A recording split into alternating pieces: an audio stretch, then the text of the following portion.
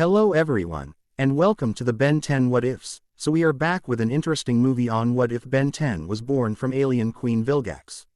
But before we start, I just want to remind you to please subscribe to my channel and hit the like button if you enjoy my content. Let's start the story. Chapter 1. Blood of Two Worlds. The dreams always began the same way, a vast ocean of stars. The sensation of falling upward into endless darkness, and eyes. Ancient, unfathomable eyes watching from beyond the veil of space. Tonight was no different, except for the voice that accompanied the vision. Deep and resonant, yet unmistakably feminine, it called to him in a language he shouldn't understand but somehow did. Vilgax nullera, son mi. Teraskai vu morta. Ben Tennyson jolted awake, gasping for breath, his skin coated in a thin sheen of cold sweat that caught the pale moonlight filtering through his bedroom window. The digital clock on his T-stand displayed 3:07 a.m. in harsh red numerals. His 25th birthday had officially begun 3 hours ago, though not in the way he'd expected. He pushed himself up against the headboard, running a hand through his dark hair as the remnants of the dream lingered like smoke. The words echoed in his mind, their meaning clear despite being in no earthly tongue. The stars align, my son. Your time has come. That's new, he muttered to the empty room, his voice hoarse from sleep. Ben swung his legs over the side of the bed and padded across the hardwood floor to the bathroom. The cool air raised goosebumps along his bare torso, highlighting the faint green lines that traced beneath his skin, veins that sometimes seemed to glow when he was angry or afraid. Another oddity in a lifetime of them. The harsh fluorescent light flickered on automatically as he entered the bathroom. Ben splashed cold water on his face and studied his reflection in the mirror. Deep green eyes, too green to be entirely human, stared back at him from a face that could have graced magazine covers if he'd been interested in that sort of attention. At 25, he had the physique of an Olympic swimmer and the reflexes of a martial artist. Though he'd never formally trained in either natural gifts, his adoptive parents had always said nervously. A thin scar ran from his right temple to his cheekbone, a souvenir from when three would-be muggers had learned the hard way that appearances could be deceiving. Ben had walked away from that encounter without a scratch until the police arrived. Something had healed the wound partially before the paramedics could examine it, another unexplainable event in a life full of them. Happy birthday to me, he said to his reflection, the words coming out more bitter than intended. He turned away and returned to the bedroom, but sleep felt impossible now. Instead, he dressed quickly in dark jeans and a Henley shirt, grabbed his jacket from the back of a chair, and headed out into the pre-dawn darkness of Bellwood. The city had changed over the years. What had once been a quiet suburb had expanded into a thriving metropolis with a population approaching 1 million. Ben moved through the shadows between streetlights with practiced ease, his footfalls nearly silent on the concrete sidewalk. The night belonged to him in a way the day never could. Something about darkness made him feel more at home, more himself. He found himself at Weston Park without consciously deciding to go there. The sprawling green space occupied the center of the city like a verdant heart, and at this hour, it was blissfully deserted. Ben followed the winding path past the silent playground and duck pond until he reached the open field where meteor showers were best observed. The memory hit him unexpectedly. Lying on a blanket here with his grandfather Max when he was 10 years old, watching the Perseid meteor shower streak across the sky while the old man pointed out constellations and told stories about them. Stories that, in retrospect, had been suspiciously detailed about distant star systems. You knew, didn't you, Grandpa? Ben murmured to the night sky. You knew what I was. Max Tennyson had passed away 5 years ago, taking whatever secrets he held to his grave. Ben had found photographs afterward, Max in some sort of uniform alongside people who clearly weren't human. He'd discovered tech hidden in the old rust bucket RV that defied earthly explanation. But he'd never found the answers to the questions that had haunted him his entire life. Why could he see in near-perfect darkness? Why could he hold his breath underwater for 15 minutes without training? Why did his skin sometimes shimmer with a greenish undertone when he was emotional? Why did technology respond to him in ways it shouldn't, almost like it recognized him? Ben lay back on the cool grass, staring up at the stars with eyes that could map constellations no human astronomer had ever catalogued. The dreams had been getting more frequent and more vivid as his 25th birthday approached. Something was coming, or perhaps he was becoming something else. A shooting star blazed across the night sky, brighter than any he'd seen before. It grew larger, its trajectory shifting in a way natural meteors didn't. Ben sat up, tracking its path with narrowed eyes. Not a shooting star at all, but something entering the atmosphere with purpose. It struck the earth less than a mile away, somewhere in the dense forest that bordered the eastern edge of the park. The impa court was strangely muted. No thunderous crash, no shockwave, just a distant thud and a brief flash of emerald light between the trees. Most people would call emergency services or, more sensibly, run in the opposite direction. Ben was already on his feet, moving toward the impact site with fluid grace. His curiosity had always overpowered his sense of self-preservation, another trait his adoptive parents had fretted over. The forest was pitch black beneath the dense canopy, but Ben navigated between the trees without hesitation, his eyes adjusting instantaneously to the darkness. He tracked the impact through broken branches and disturbed earth until he found the shallow crater nestled between two ancient oaks. At its center sat a perfect sphere, perhaps 2 feet in diameter, its surface a gleaming metallic black that seemed to absorb the darkness around it. Strange symbols etched into its surface pulsed with soft blue light, forming patterns that shifted and changed as Ben approached. Okay, definitely not natural, he muttered, crouching at the edge of the crater. And definitely not from around here. The sphere had no obvious seams or openings, yet it emanated a low hum that vibrated through the air like distant music. Ben felt an inexplicable connection to the object, a pull that overrode his common sense. He reached out, his fingertips barely brushing the surface. The sphere responded instantly, the symbols flaring brilliant green as it split open along invisible seams. Inside, nestled in a cradle of technology unlike anything on Earth, was what appeared to be a watch. Its band was metallic black like the sphere, but the face was dominated by an emerald hourglass symbol that pulsed with internal light. "What the hell are you?" Ben whispered, fascinated despite the alarm bells ringing in his mind. The watch, if that's what it truly was, suddenly leapt from its housing, launching itself at his left wrist with startling speed. Ben tried to jerk back, but the device moved like a living thing, wrapping around his wrist and sealing itself with a soft click. The instant it made contact, pain lanced up his arm like liquid fire, burning through his veins and igniting every nerve ending. Ben fell backward, a cry torn from his throat as the device merged with him. The green lines beneath his skin flared to brilliant life, spreading outward from the watch in fractal patterns that mapped his entire circulatory system in emerald light.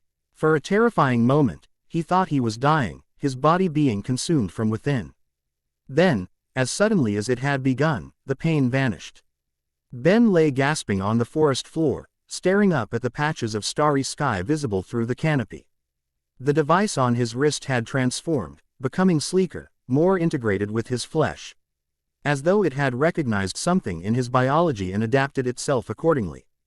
"DNA sequence recognized," announced a feminine voice that seemed to emanate from the device itself. "Chimera sui generis royal bloodline confirmed. Hybrid status acknowledged. Omnitrix interface calibrating to host physiology." Ben pushed himself up on shaky arms, staring at the device, the Omnitrix, with a mixture of awe and dread. "What did you just say? What's a chimera sui generis?" Instead of answering, the watch projected a hologram into the air before him. A 3-dimensional image of a towering, squid-like being materialized. Its muscular body humanoid but its face dominated by tentacles. Beside it appeared a human DNA helix, then a helix of something decidedly not human. The 2 strands merged, forming a third unique pattern that the hologram labeled as current host. "That's..." Ben swallowed hard, his mouth suddenly dry. "That's me. I'm part alien." "Correction," the feminine voice replied. "You are hybridized offspring of chimera sui generis and human genetic material. Specifically, you contain the royal genetic markers of the House of Vilgaxia, sovereign rulers of Vilgaxia. Formerly planet Murray in the Andromeda Galaxy." Ben stared at his hands, seeing them as if for the first time, the slightly elongated fingers, the faint greenish undertone to his skin that he'd always attributed to weird lighting. All his life, he'd known he was different, but he'd attributed it to some rare genetic condition his adoptive parents were too uncomfortable to discuss. "This can't be real," he muttered. Though a part of him recognized the truth in the revelation. It explained too much. His abnormal physical abilities, his affinity for technology, the strange dreams of stars and distant worlds. Reality confirmation unnecessary, the Omnitrix responded. Genetic profile is conclusive. You are Benjamin Kirby Tennyson, son of Sandra and Carl Tennyson by adoption, biology. Cal offspring of Queen Vilgaxia of the Chimera sui generis, an unknown human male. You were placed on Earth approximately 25 Earth years ago for safekeeping during the 5th galactic incursion. Ben's mind reeled, struggling to process what he was hearing. He was the son of an alien queen. He'd been placed on Earth like some kind of refugee. And what the hell was the 5th galactic incursion? Before he could voice any of these questions, a new sound cut through the night, the low whine of advanced engines descending through the atmosphere. Ben looked up to see the stars blotted out by the silhouette of a ship, far larger than the sphere that had delivered the Omnitrix. "Warning," the device announced calmly. "Omnitrix activation has transmitted location beacon. Multiple approach vectors detected. Recommend immediate evasion protocols." "Great advice," Ben muttered, scrambling to his feet. "Any suggestions on how I'm supposed to evade alien spaceships?" In response, the faceplate of the Omnitrix rotated and extended upward, displaying a series of silhouettes that cycled past too quickly to identify. Transformation matrix online. Select alien form for optimal evasion capability. Ben stared at the device, the implications slowly dawning on him. "You want me to turn into an alien? Is that what you do?" The Omnitrix contains the DNA of 10,000 sentient species from across 3 galaxies. Transformation allows the user to access the physical abilities and attributes of selected species while maintaining cognitive continuity. The ship was descending rapidly now, a spot light sweeping the forest floor in searching patterns that would find him within moments. Ben had seconds to decide: run as a human and almost certainly be captured, or trust this alien device that had literally fallen into his life and try something that defied his understanding of biology. Hell with it, he decided, pressing down on the faceplate. "Show me what you can do." Green light engulfed him, blinding in its intensity. Ben felt his body dissolve and reconstruct itself in the span of heartbeats, his consciousness expanding into a new form that moved with incredible speed. When the transformation completed, he stood on 4 insectoid legs, his body encased in a blue exoskeleton with a black shell and extended wings. His head had transformed into something resembling a moth-like alien with 4 eye stalks. "Whoa," Ben exclaimed, his voice now high-pitched and rapid. "This is insane. I feel like I could run circles around." He stopped, amazed as he realized he'd spoken and moved several yards in the time it would normally take to say a single word. "Kinesolaran DNA activated," the Omnitrix informed him, its voice now seeming to come from within his transformed mind. "This species possesses extreme velocity, enhanced reflexes, and accelerated thought processing." The spotlight swept over his previous position, but Ben was already gone, a blur of motion racing through the underbrush faster than human eyes could track. He tested his new form, discovering he could perceive the world in a sort of hyper-slow motion, allowing him to navigate between trees and obstacles that would be a blur at such speeds. "This is amazing," he called out, his voice a high-pitched whistle as he ran. He could feel the raw power in this form, the way it sliced through the air with minimal resistance. If he had to guess, he was moving at speeds approaching 200 miles per hour, yet maintaining perfect control. The ship, now clearly visible as a sleek, predatory craft of obvious extraterrestrial design, hovered over the impact crater, deploying what appeared to be robotic drones that descended into the forest. Ben circled back, curious despite the danger. His new form allowed him to observe while remaining a mere streak of motion to any watchers. The drones were roughly humanoid but clearly mechanical, with glowing red sensor arrays and articulated limbs that ended in what could only be weapons. They moved with military precision, establishing a perimeter around the crater and the now empty sphere. "Target DNA signature detected," one of the drones announced in a metallic voice. Omnitrix has bonded with host organism. Initiate capture protocols. Negative. Responded a deeper voice from the ship. New directive from command. Terminate the host. The Omnitrix WILL survive and can be retrieved afterward. Ben felt a chill despite his alien form's exoskeleton. They were going to kill him just to get the watch. Who the hell were these guys? One of the drones paused. Its sensor array sweeping in his direction. Movement detected. Accelerated lifeform. Kinesolaran signature identified. That's my cue to exit, Ben muttered, spinning around and preparing to flee. Before he could move, an energy net fired from one of the drones, expanding in midair to cover a massive area. Even with his enhanced speed, Ben barely avoided it, the edge of the net grazing his exoskeleton with a painful electric shock. Okay, speed's great, but I need something with more firepower, he decided, touching the Omnitrix symbol on his chest. Another flash of green light enveloped him, and Ben felt his body transform again, growing massively in size and density. When the light faded, he stood nearly 9 feet tall, his body composed of what appeared to be living crystal in shades of purple and magenta. He flexed his new form's hands, feeling incredible strength in his crystalline muscles. Petrosapian DNA activated, the Omnitrix informed him. This form possesses enhanced durability, crystal manipulation, and energy refraction capabilities. Let's test that out, Ben replied, his voice now deep and resonant. The nearest drone fired an energy weapon at him. Acting on instinct, Ben raised his arm, watching in amazement as the crystalline surface refracted the blast back at its source, shearing off the drone's weapon arm. Now that's more like it, he said with satisfaction. The other drones converged on his position, weapons charging. Ben focused on the newfound power flowing through his crystalline body and thrust his hands forward. Razor-sharp crystal shards erupted from his palms, slicing through 2 drones with ease and impaling them against nearby trees. Target is utilizing Omnitrix transformations, reported one of the remaining drones.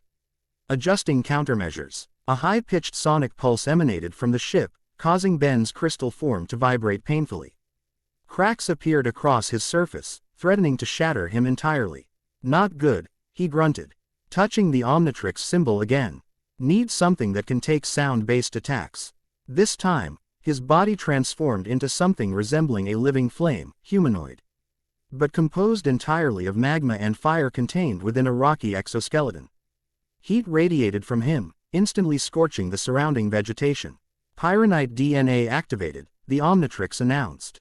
Thermal generation and manipulation capabilities online. The sonic attack continued, but it no longer affected him in this form. Ben raised his hands, feeling the intense heat they generated, and unleashed a torrent of flame at the nearest drones. Their metal chassis glowed red, then white, before melting into slag. Thermal countermeasures ineffective, the ship's commander announced. Deploying cryo units. From the ship descended new drones equipped with tanks of what Ben assumed was some kind of supercooled material. They immediately began spraying it in his direction, creating clouds of freezing vapor that made his fiery form sputter and dim wherever they touched. Always have to make things complicated, Ben muttered, dodging between the freezing blasts. He touched the Omnitrix again, seeking a form better suited to the new threat. His next transformation was truly alien, a ghostly, phantom-like being with a single eye, trailing wisps of vapor as he floated above the ground. His body had become partially transparent and seemed to exist in a state between solid and gaseous. Ectonorite DNA activated, the Omnitrix informed him. Intangibility, invisibility, and possession capabilities online. Now we're talking, Ben said, his voice now an eerie, echoing whisper. He focused on the strange sensation of his new form and phased completely into intangibility, watchy. As the freezing spray passed harmlessly through him. The drone's sensors seemed confused, unable to lock onto his spectral presence. Ben flew upward, passing effortlessly through the hull of the ship. Inside, he found a command center operated by humanoid aliens in sleek armor, their elongated heads and 4-fingered hands marking them as definitely not from Earth. The target has disappeared from sensors, one of them reported anxiously. Switching to spectral detection grid. Too late, Ben whispered, materializing partially behind the apparent leader. The alien crew whirled in shock. drawing weapons that looked advanced enough to damage even his ghostly form. Ben didn't give them the chance to fire. He possessed the commander, his consciousness temporarily merging with the alien's nervous system. Through this connection, Ben accessed a flood of information. These were Denalian mercenaries, hired by someone called the Hybrid to retrieve or destroy the Omnitrix. They read it too dangerous to be allowed to bond with any being not under their control, especially one with Chimera's sui generis royal blood. Using the commander's body, Ben activated the ship's communication array, sending a false all-clear signal before disabling the weapon's systems. Then he ejected himself from the alien's body, reappearing as the ghostly form. "Who sent you?" Ben demanded, his CTRAL voice echoing ominously through the command center. "What do you know about my mother?" The aliens backed away in terror, clearly unprepared for their quarry to have turned the tables so effectively. The commander recovered first, his hand inching toward an emergency beacon on his belt. "The spawn of Vilgaxia," he spat. "The galaxy thought you destroyed in the Royal Nursery bombardment. Hybrid will pay us double when they learn who has bonded with the Omnitrix." Ben lashed out with his ghostly tail, knocking the commander's hand away from the beacon. "I asked you a question. What do you know about my mother? Is she alive?" A harsh laugh escaped the alien. "Alive and conquering half the Andromeda galaxy as we speak. Queen Vilgaxia doesn't take defeat well. She's spent the Saint 2 decades rebuilding her empire after the incursion. Many would pay handsomely to know her heir survived." The information hit Ben like a physical blow. His mother was alive, not just alive, but apparently a galactic conqueror of some kind. The implications were staggering and disturbing. Before he could process this revelation, alarms blared throughout the ship. The emergency systems he'd disabled were rebooting, and a computerized voice announced, "Self-destruct sequence initiated. Detonation in 30 seconds. "What did you do?" Ben demanded, turning to the commander. The alien smiled grimly. "Protocol for Omnitrix retrieval failure. Better to die than return empty-handed to our employers. The explosion will eliminate all evidence, including you." Ben didn't waste time arguing. He phased through the floor of the ship, descending rapidly back toward the forest below. The countdown continued in his mind. 20 seconds, 15, 10. He touched the Omnitrix symbol once more, transforming into a massive, dinosaur-like alien with thick, orange hide and incredible strength. Vaxasaurian DNA activated, the device informed him as his feet hit the ground with a thunderous impact. Using his new form's incredible strength, Ben raced away from the ship, covering ground in enormous strides. He'd barely made it a quarter mile when the night turned to day behind him, the detonating in a massive fireball that consumed the surrounding forest in a shockwave of superheated air. The blast caught him despite his head start, sending his massive form tumbling through trees and underbrush.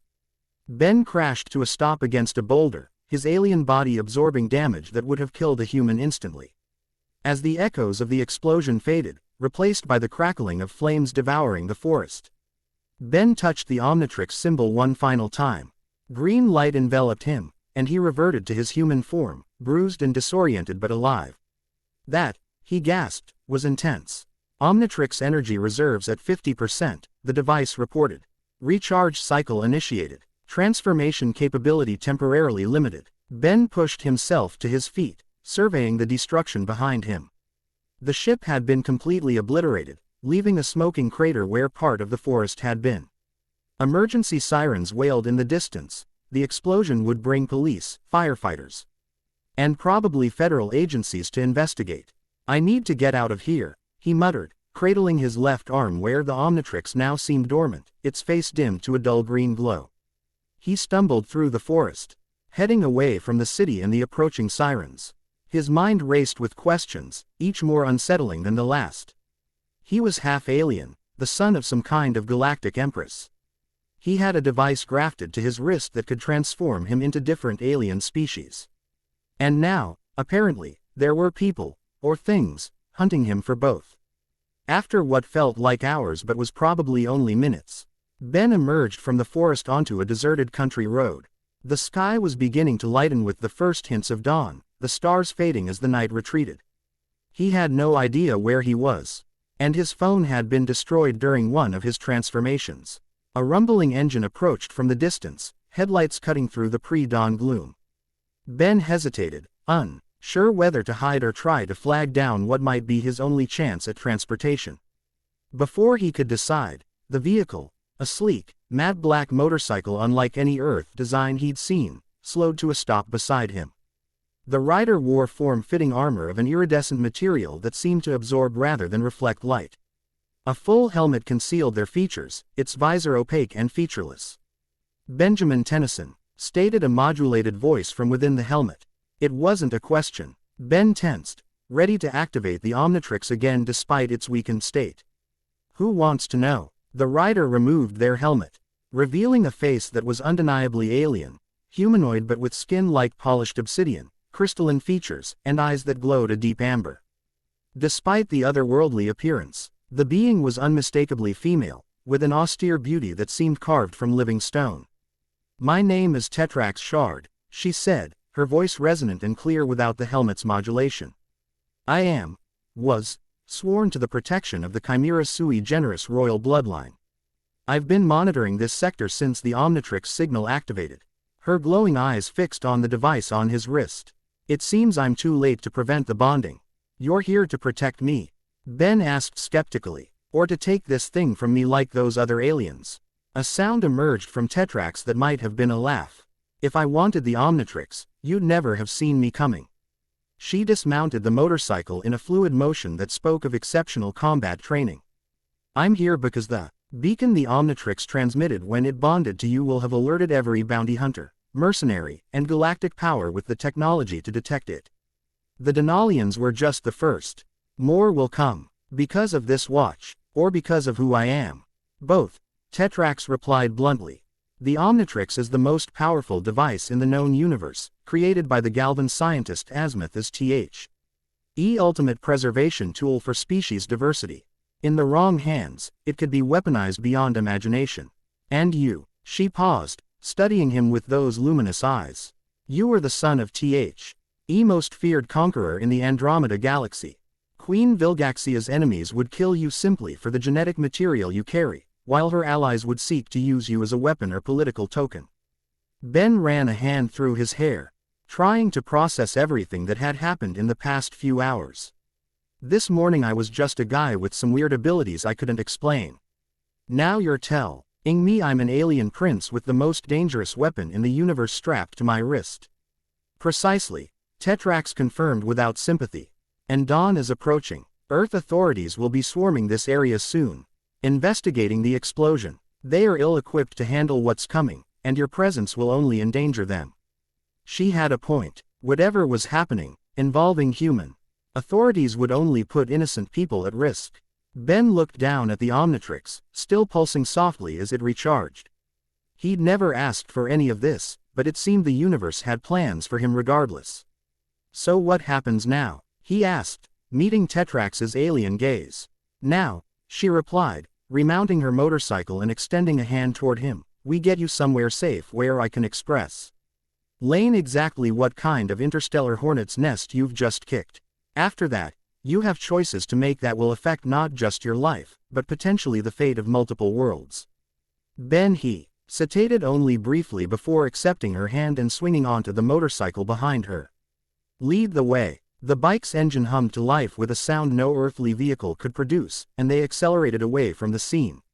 The wind whipping past as dawn broke over Bellwood. Behind them, the forest continued to burn, marking the fiery end of Ben Tennyson's human life and the beginning of something far more complex and dangerous. As they rode, Ben couldn't help but think about the commander's words about his mother. Queen Vilgaxia, conqueror of worlds. What kind of person was she? What would she think of her half-human son? And perhaps most disturbingly, what parts of her lived within him? Tetrax guided the motorcycle off the main road onto a barely visible trail that wound up into the foothills beyond Bellwood. The bike handled the rough terrain effortlessly, its advanced technology allowing it to practically hover over the uneven ground. They climbed higher, leaving civilized Ion behind as the sun crested the horizon, painting the sky in hues of orange and gold. "Where exactly are we going?" Ben called over the wind. "To my observation post," Tetrax replied without turning. I've been stationed on Earth for nearly 25 years, maintaining surveillance from a distance while you grew to maturity. The revelation stunned Ben into momentary silence. You've been watching me my entire life. Not directly. That would have risked detection. I monitored from afar, intervening only when absolutely necessary. Ben's mind raced back through his life, searching for moments that might have been subtle interventions. The car accident he'd inexplicably walked away from when he was 16. The scholarship to a university he hadn't applied to. The job offers that aimed to materialize whenever he needed them most. Did you arrange for me to be adopted by the Tennysons? Tetrax was silent for a long moment. No, that was arranged by your grandfather, Max Tennyson. He was a plumber, an agent of an intergalactic peacekeeping force. He knew your mother before everything changed. They crested a ridge, revealing a spectacular view of Bellwood spread out below them. Smoke still rising from the forest where the alien ship had exploded. Tetrax guided the motorcycle toward what appeared to be a sheer cliff face, showing no sign of slowing. Tetrax, Ben called nervously as they accelerated toward solid rock. She didn't respond, maintaining their course. Just when collision seemed inevitable, the cliff face shimmered and dissolved, revealing a hidden entrance. The motorcycle shot through into a vast cavern illuminated by soft blue lighting that emanated from the stone itself. The space was larger than Ben had expected, a natural cave sigh. STEM enhanced with technology that was clearly not of Earth origin. Holographic displays floated in midair, showing what appeared to be star charts, news feeds in alien languages, and surveillance footage of various locations around Bellwood. A sleek spacecraft occupied one corner of the cavern, its design suggesting both speed and stealth. Tetrax brought the motorcycle to a stop in a designated bay and dismounted in a fluid motion. Welcome to my humble outpost. It's not much, but it's remained undetected for over 2 decades. Ben climbed off the bike on less steady legs, his human body feeling the strain of the night's events. He looked around with undisguised wonder at the technology surrounding him. This is incredible. It's primitive by Petrosapian standards, Tetrax replied, removing her armored gauntlets and placing them on a nearby console. But it serves its purpose. You should eat something. Your human half requires regular sustenance, and you've expended considerable energy with those transformations. She gestured toward what appeared to be a food preparation area, where unfamiliar appliances hummed softly. Ben approached cautiously, his stomach reminding him that it had been hours since he'd last eaten. I've stocked Earth foods, Tetrax assured him, noticing his hesitation. I understand human nutritional requirements. Ben found familiar items in a refrigeration unit, fruits, vegetables, proteins, all organized with military precision. He assembled a simple meal while Tetrax busied herself at the main console, reviewing the night's events through multiple camera feeds she'd apparently had monitoring the forest. As he ate, Ben studied his alien protector more carefully. Tetrax's crystalline body caught and refracted the ambient light, creating subtle rainbows across her faceted surface. Her movements were precise and economical, suggesting extensive combat training. Though alien, there was something undeniably feminine about her form and features, a lethal grace that spoke of both beauty and danger. You're one of the aliens I turned into, he observed. A Petrosapian. Tetrax glanced at him, those glowing amber eyes unreadable. Yes, the Omnitrix contains Petrosapian DNA, as it does for thousands of other species. It's both a preservation device and, in the right hands, a powerful tool. Or weapon, Ben added quietly. Yes, she turned fully to face him. Which is why its creator, Azimuth, sent it away from his homeworld when the hybrid began their campaign of galactic purification. The Omnitrix was meant to find a worthwhile bearer, someone who would use it as intended, to protect and preserve life rather than destroy it. And it chose me, Ben asked, looking down at the device on his wrist. Why? Tetrax moved closer, examining the Omnitrix with professional interest. The selection parameters were complex. The device was programmed to seek out beings with specific genetic and psychological profiles. Your hybrid, nature likely intrigued it. Half royal chimera sui generis, half human, raised with human values but possessing alien potential. She reached out, her crystalline fingers hovering just above the Omnitrix without touching it. It's integrated with you more completely than I've ever seen in theoretical models. The merge is nearly seamless. Ben pulled his arm back instinctively. Yeah, well, it did. NT exactly asked permission before latching onto me. Would you have said yes if it had? Tetrax asked with what might have been amusement. The question gave Ben pause. Would he have chosen this if given the option? To have his ordinary life shattered, to be thrust into an interstellar conflict he barely understood. And yet, the power he'd felt during those transformations, the freedom and potential they represented. I don't know, he admitted honestly. But it doesn't matter now, does it? This thing isn't coming off anytime soon. No, Tetrax agreed. The Omnitrix has bonded to your DNA at the molecular level. Removing it would likely kill you, and possibly destroy a significant portion of this continent in the process. Great, no pressure. Tetrax moved back to the main console, bringing up what appeared to be a personnel file. Ben's own face stared back from the holographic display, alongside data in an alien script he shouldn't have been able to read but somehow could. Your file from the Chimera Sui Generis Royal Archives, Tetrax explained. Supposedly deleted after the nursery bombardment that was meant to kill you, but I maintained a copy. It contains everything I know about your origins. Ben approached the display, his meal forgotten. Tell me. Tetrax nodded, her crystalline features solemn. 25 years ago, the Chimera Sui Generis Empire was at the height of its power under the rule of Queen Vilgaxia. She had conquered 17 star systems and was expanding her territory into the Milky Way when she encountered resistance from a coalition of species, including humans represented by an organization called the Plumbers. The display shifted to show images of a massive space battle, ships firing at each other against the backdrop of unfamiliar stars. Your grandfather, Max Tennyson, was part of a diplomatic mission sent to negotiate with Vilgaxia. The negotiations failed, but during his time on her flagship, something unexpected occurred. Tetrax paused, clearly uncomfortable with what came next. The Queen became interested in him. Human genetics were novel to her, and Max possessed qualities she admired: courage, intelligence, integrity. She took genetic samples and combined them with her own royal DNA to create you. The implication stunned Ben. Wait, are you saying Grandpa Max is my biological father? That I was some kind of lab experiment? Not precisely, Tetrax corrected. Chimera Sui Generis reproduction is different from human methods. The Queen created you using a combination of technologies and biological processes unique to her species. Max Tennyson was the genetic donor, but he was unaware of this until after you were born. Ben felt suddenly dizzy, the revelations coming too fast. His grandfat, her, the man who had always seemed to understand him better than anyone, who had taught him to fish and camp and look at the stars, had been his actual biological father. And had known it, at least partially. Why didn't he ever tell me? Ben whispered. Protection, Tetrax replied simply. The less you knew about your origins, the safer you were. Knowledge leaves traces, especially in species with limited psychic shielding like humans.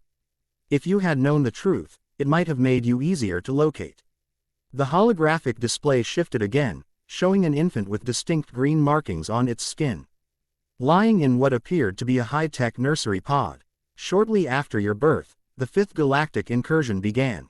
A coalition of worlds, tired of Vilgaxia's expansion, launched a coordinated attack against the Chimera Sui Generis fleet. During the chaos, the royal nursery was targeted. Images of destruction filled the display. Explosions, debris floating in space, bodies of alien UARDS drifting lifelessly among the wreckage. I was assigned to your protection detail, Tetrax continued, her voice tight with what might have been old guilt. When the attack came, I took you in. Escaped in a pod while the nursery was destroyed. The coalition forces believed you had died in the bombardment. I delivered you to Earth, to Max Tennyson, who arranged for his son and daughter-in-law to adopt you. And my mother. Did she think I was dead too?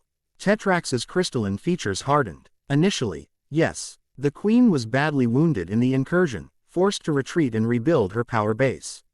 But Vilgaxia has spies everywhere. About 15 years ago, she learned of your survival. Ben felt a chill run down his spine. She's known about me for 15 years and never made contact. Contact would have exposed you to her enemies, Tetrax explained. And Vilgaxia plays the long game. She wanted you to reach maturity, to develop your abilities naturally on Earth before reclaiming you. Reclaiming me, Ben repeated, disliking the possessive term. I'm not property to be reclaimed. To the Chimera sui generis royal house, you are the heir apparent, an asset of incalculable value. Especially now that you possess the Omnitrix. The implications were staggering. Ben paced the cavern, trying to process everything he'd learned. His entire life had been a carefully constructed facade, designed to hide him from interstellar threats while his alien mother rebuilt her empire, waiting for the right moment to bring him into the fold. So what happens now? He asked finally, turning back to Tetrax. Those mercenaries tonight were just the beginning, you said. What else is coming? Tetrax's expression grew grave. The Omnitrix activation has sent ripples across multiple galaxies. The hybrid will send more forces to retrieve or destroy it. Bounty hunters and mercenaries seeking the reward Queen Vilgaxia has secretly offered for your safe return will come. And eventually, the Queen herself will arrive to claim her heir. And where do you stand in all this? Ben demanded. You say you've protected me my whole life, but whose side are you really on? The Petrosipian regarded him steadily. I was sworn to protect the royal bloodline, but my people were among the first conquered by Vilgaxia. My homeworld, Petropia, was stripped of resources and left a hollow shell.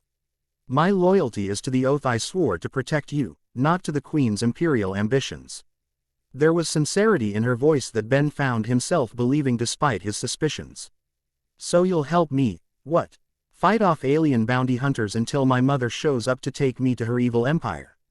I will help you learn to use the Omnitrix, Tetrax corrected.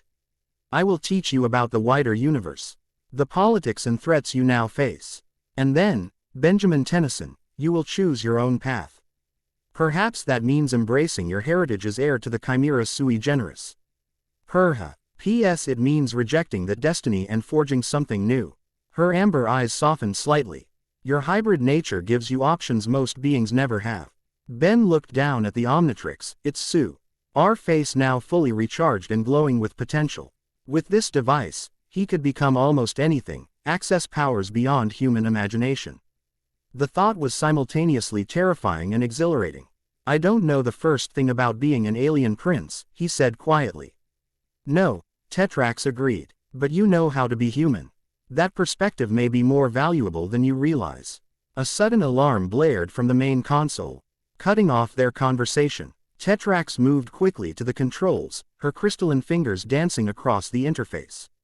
We have company, she announced grimly. A scout ship just entered Earth's atmosphere, using a stealth approach vector that suggests military training.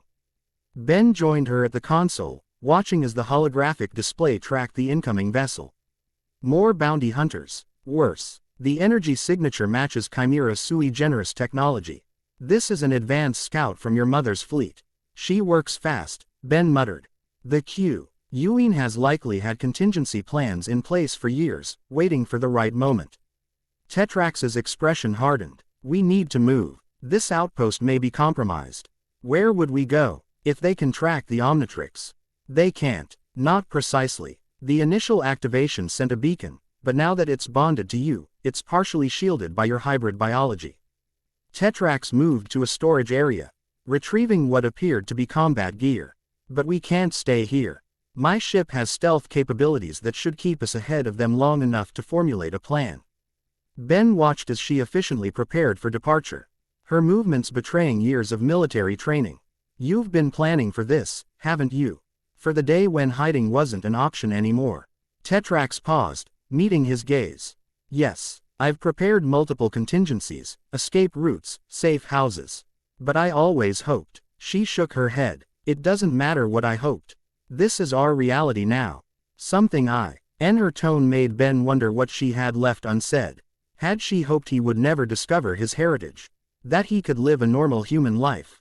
Or perhaps that when the day came, he would make different choices than his mother had? Before he could pursue that line of questioning, Tetrax tossed him a bundle of clothing.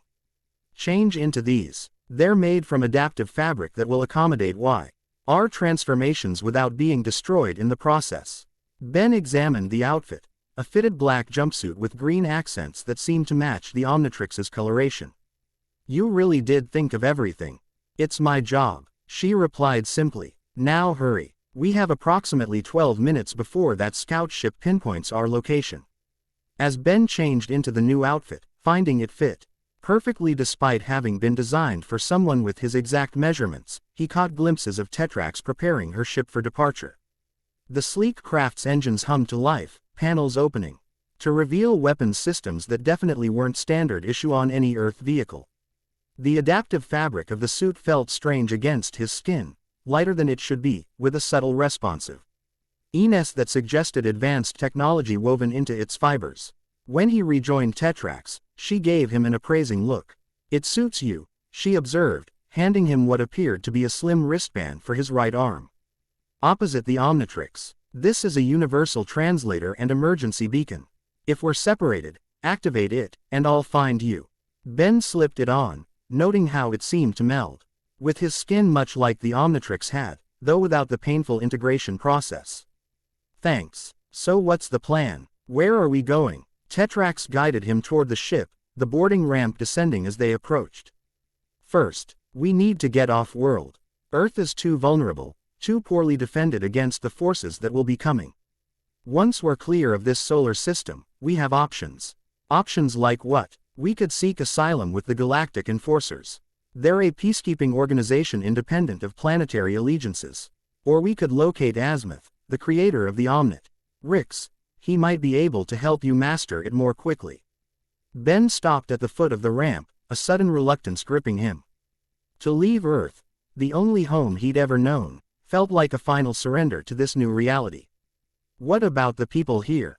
My adoptive parents? If these aliens can track me, couldn't they go after them to get to me?" Tetrax's expression softened with unexpected compassion. "I've already arranged for their protection. Anonymous relocation, new identities, security measures beyond what Earth technology could detect. It was one of the contingencies I prepared." The thoroughness of her preparations both impressed and unsettled Ben. His entire life had been monitored, protected, arranged from the shadows by this alien warrior who had dedicated decades to keeping him safe. "Why?" he asked suddenly. "Why go to all this trouble for me? You said you were sworn to protect the royal bloodline, but this goes beyond duty. You've given up your entire life for this mission." Tetrax was silent for a long moment, her crystalline features inscrutable. "Because I believe you could be something different than your mother. Something better." Her voice carried the weight of conviction. "I've watched you grow, Ben. I've seen how you help others without thought of reward, how you defend those weaker than yourself. The Omnitrix chose you for a reason, and I believe that reason matters." The ship's sensors chimed a warning, cutting off further conversation. "We're out of time," Tetrax announced, gesturing toward the ramp. "We need to go now." Ben took one last look around the cavern, at the monitors showing views of Bellwood, the city he'd grown up in, the place that had shaped his human half. Then he turned and followed Tetrax into the ship, stepping decisively into his new life.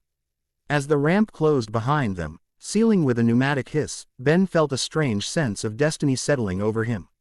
He was Benjamin Kirby Tennyson, adoptive son of Carl and Sandra Tennyson.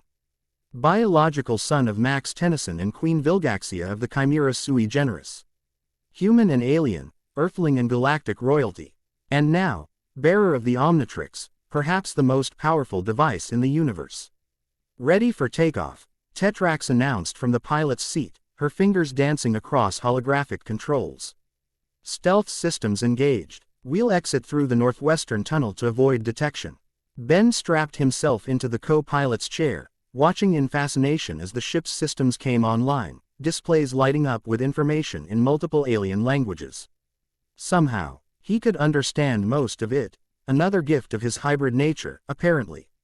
"So," he said, attempting to inject some normalcy into the most abnormal day of his life, "I don't suppose this thing comes with an instruction manual."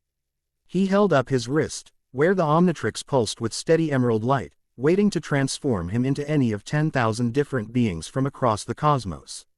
Tetrax's crystalline features shifted into what might have been a smile. "No manual, but you have me, and I've studied the theoretical specifications extensively." She engaged the engines, and the ship hummed to life. lifting smoothly from the cavern floor. Consider this your first lesson. Learning often happens best under pressure. As the ship accelerated into the hidden tunnel, Ben couldn't help but laugh at the understatement. Yeah, no pressure. Just aliens hunting me, a galactic empress for a mother, and the most powerful weapon in the universe strapped to my wrist. Just another Tuesday. It's actually Saturday, Tetrax corrected, missing the sarcasm entirely. And Ben, yeah, happy birthday. The tunnel opened up into the clear morning sky, and the ship shot forward, leaving Earth and everything familiar behind in a blur of acceleration and possibility. Chapter 1 End Chapter 2, The Royal Burden. Darkness enveloped Ben as Tetrax's ship pierced Earth's atmosphere, the peaceful blue of his home planet shrinking in the rear view screen. Pressure built in his chest, not from acceleration, which the ship's inertial dampeners neutralized perfectly, but from the magnitude of what was happening. 25 years of believing he was merely an unusual human had crumbled in less than 24 hours. Status report on our pursuer? He asked, surprised by the steadiness in his voice. Tetrax's crystalline fingers danced across the navigation console. The Chimera Sui Generis scout ship has deployed surface teams near Bellwood. They're searching in a standard quarantine pattern, very methodical. A hint of approval colored her tone. Your mother's military protocols remain excellent. You sound almost impressed. One can respect an enemy's tactics while opposing their goals, Tetrax replied, banking the ship toward a gravitational shadow behind Earth's moon. Queen Vilgaxia didn't conquer 17 star systems through incompetence. The casual mention of his mother's conquests sent a chill through Ben. These systems she conquered, what happened to them? Tetrax's luminous amber eyes met his briefly before returning to the controls. Varied outcomes. Some worlds became vassal states, their resources extracted to fuel the empire's expansion. Others, with particularly valuable technologies or strategic positions, were incorporated more fully. Their populations assimilated into the imperial hierarchy. Her voice hardened. Worlds that resisted too fiercely were occasionally made examples of. Examples. Sterilized. Their biospheres rendered uninhabitable, their populations relocated as slave labor. She adjusted their course with mechanical precision. The Queen is pragmatic, not needlessly cruel. Habitable worlds are valuable commodities. Ben's stomach turned. And that's who I'm supposed to call mother. A galactic tyrant who treats entire civilizations like chess pieces. DNA creates relation, not obligation, Tetrax said quietly. What you choose to do with your heritage is entirely your decision. Before Ben could respond, warning lights flashed across the console. Tetrax's posture stiffened as she rapidly recalibrated their sensor arrays. Multiple hyperspace signatures detected, she announced, her voice tight. Large vessels emerging approximately 300,000 kilometers from Earth's orbit. The main view screen shifted, displaying a section of space that suddenly rippled like disturbed water. From these dimensional distortions emerged 3 massive vessels, their design unlike anything human science had conceived, asymmetrical. Almost organic in appearance, with hulls that seemed to ripple with bioluminescent patterns in shades of deep red and violet. Each dwarfed an aircraft carrier, bristling with what were unmistakably weapon emplacements. Chimera Sui Generis dreadnoughts, Tetrax identified them, her crystalline features hardening. Imperial class. Your mother isn't sending representatives. She's arrived personally. Ben stared at the screen, mesmerized by the alien fleet's ominous beauty. Which one is she on? The central vessel. See the royal insignia. Tetrax magnified the image, highlighting a complex symbol etched into the hull. That's the Chimera Sui Generis royal crest, modified with Vilgaxia's personal markings.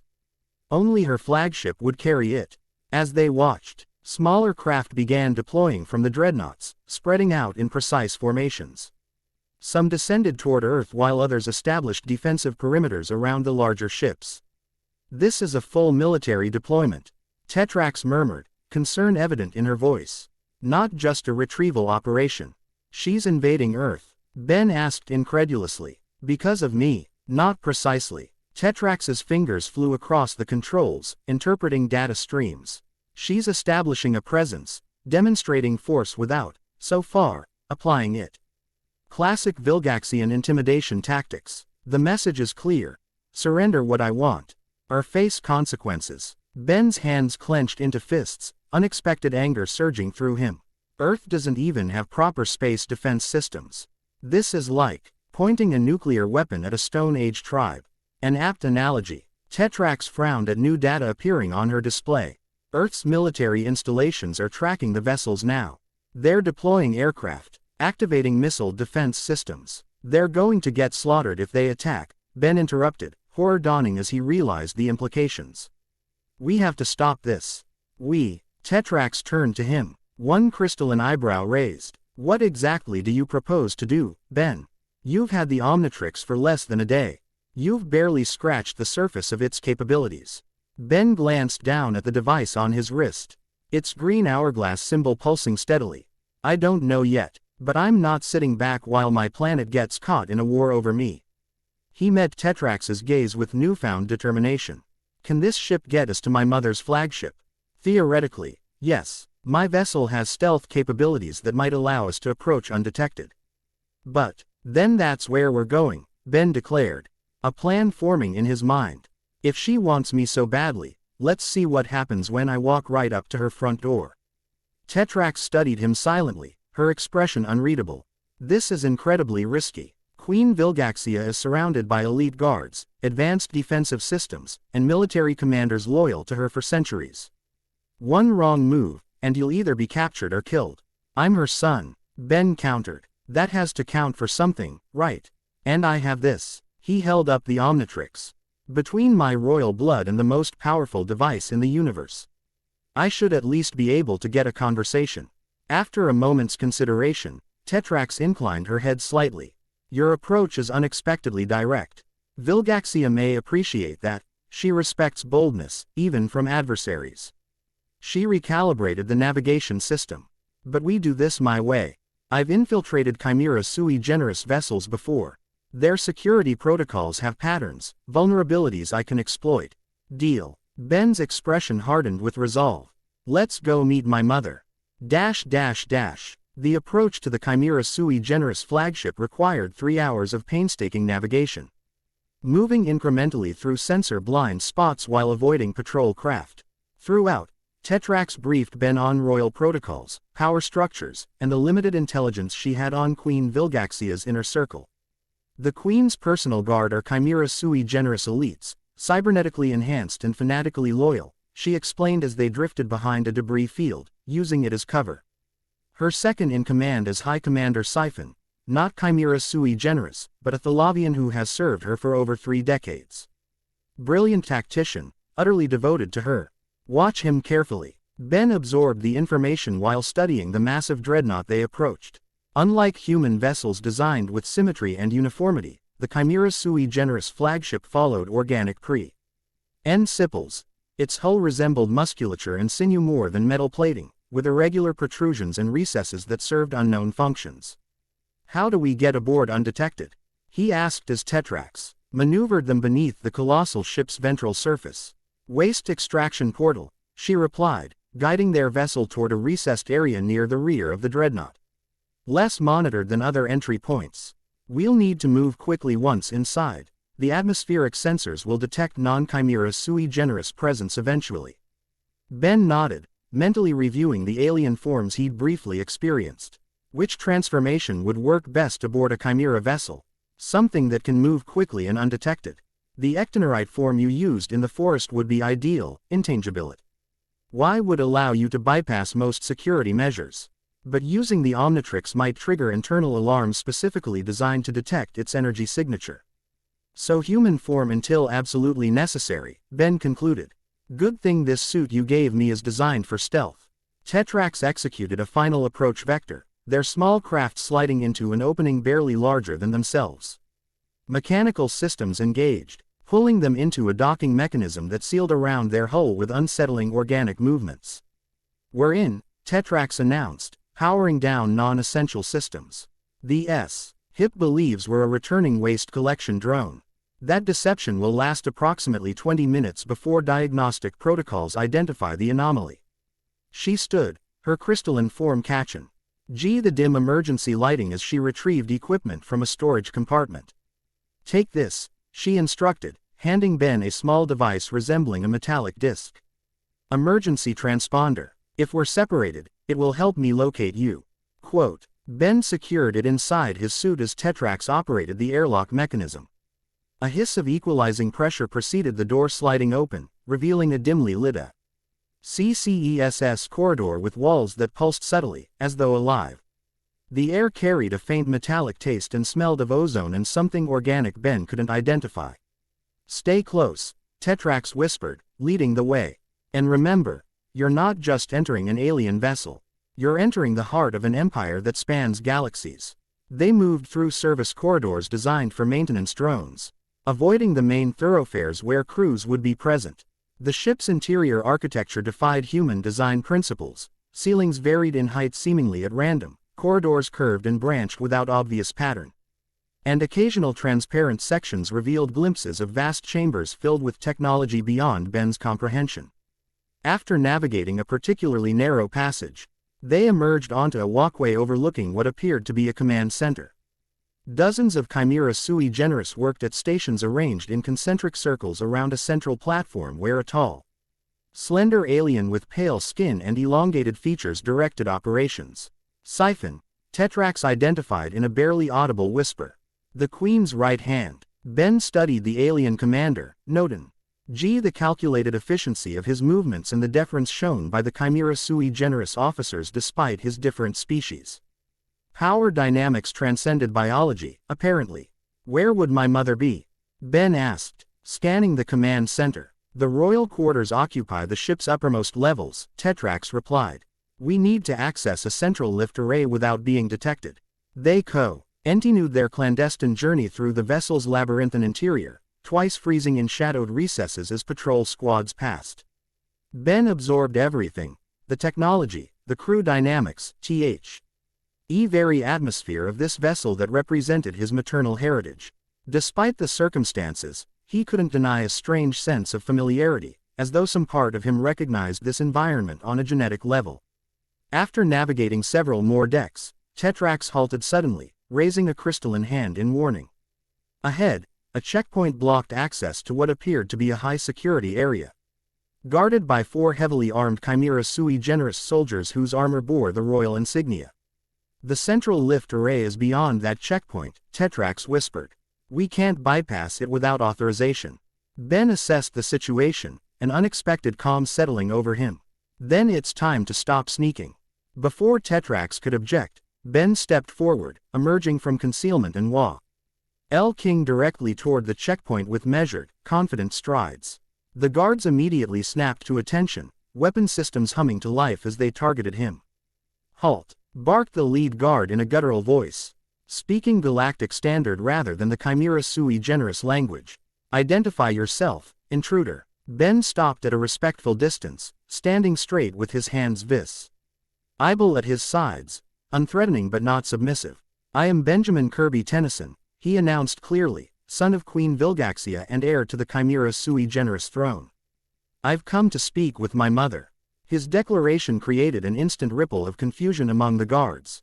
They exchanged glances, weapon arms wavering slightly as they processed his claim. The royal heir was destroyed in the 5th incursion, stated the lead guard skeptically, though uncertainty had entered his voice. You appear human. I am half human, Ben acknowledged. My father was Max Tennyson of Earth. And as you can see, he deliberately allowed the Chimera sui generis blood to surface, the green lines beneath his skin illuminating with internal light. I carry the royal bloodline. The display caused a visible reaction, the guards straightening further, their demeanor shifting from hostile to wary respect. The genetic markers of Chimera sui generis royalty were apparently impossible to counterfeit. The Queen must be informed, the lead guard decided, activating a communication device on his armor. He spoke rapidly in the Chimera sui generis language, which Ben found he understood perfectly. My queen. An intruder claiming royal lineage has surrendered himself at checkpoint 7. He bears the blood light and names himself Benjamin Tennyson. A tense silence followed as they awaited response. Ben maintained his composed stance, though internally his heart hammered against his ribs. After what felt like an eternity, a voice responded, feminine yet powerful, carrying natural authority that needed no volume to command attention. Bring him to the throne room immediately. Alert Commander Siphon but maintain information containment. No other personnel are to be informed. The Adguard acknowledged the order and gestured to his subordinates, who formed a ceremonial escort position rather than a prisoner containment formation, a subtle but significant distinction. You will come with us, Royal Scion. The guard announced formally. The Queen grants you audience. Ben nodded regally, falling into step with his escort. As they moved away from the checkpoint, he caught a glimpse of Tetrax in the shadows. Her crystalline face reflecting concern and grudging admiration. She would follow in her own way, he knew. For now, he would face his mother alone. The central lift RRAY proved to be not mechanical but biological in nature, a membranous chamber that transported occupants through the ship via controlled gravitational fluctuations. The sensation was disconcertingly similar to falling while simultaneously rising, but Ben maintained his composure, refusing to show discomfort. They ascended through multiple decks, glimpsing sections of the vessel that revealed its true scale and complexity. Research laboratories where alien specimens floated in suspension tanks. Weapons development chambers where technologies far beyond Earth's capabilities were being tested. Vast hydroponics bays cultivating plant species from 100 worlds. This wasn't merely a warship but a self-contained civilization. Finally, the lift deposited them in an antechamber of imposing proportions. The architecture here shifted dramatically, less utilitarian, more ceremonial, with sweeping curves and materials that appeared to be rare metals and crystalline substances from across the galaxy. Guards lined the walls, their armor more ornate than those of the standard troops, signifying elite status. At the chamber's far end stood massive doors bearing the royal insignia, their serf. Ace rippling subtly like liquid metal frozen in time. The escort guards halted, taking positions flanking the approach to these doors. The Queen awaits within, announced the lead guard. You will enter alone, Royal Scion.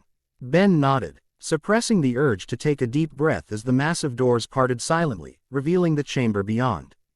With measured steps, he walked forward, crossing he threshold into the presence of the woman who had given him life. The throne room defied human architectural concepts. Its ceiling soared to impossible heights, creating an atmosphere of cathedral-like solemnity combined with alien grandeur. The walls appeared partially transparent, offering glimpses of space beyond, or perhaps projections creating that illusion. Soft bioluminescence provided lighting that shifted subtly in hue, casting everything in an otherworldly glow.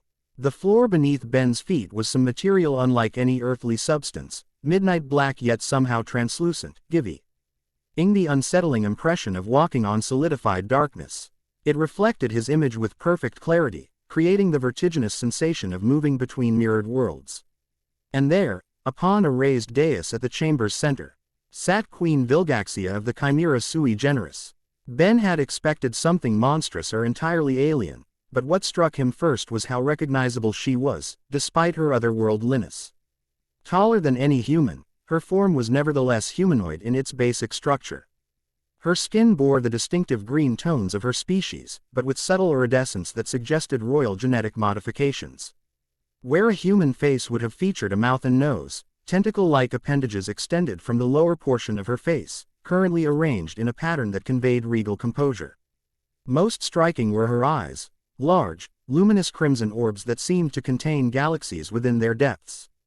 They fixed upon Ben with an intensity that felt physical, assessing, measuring, calculating. She wore armor unlike her soldiers, more ceremonial than functional, crafted from materials that caught and reflected light in hypnotic patterns. A cape of some living material that shifted and rippled without wind draped from her shoulders, and upon her brow rested a crown-like device that occasionally emitted pulses of energy visible as ripples in the air around her.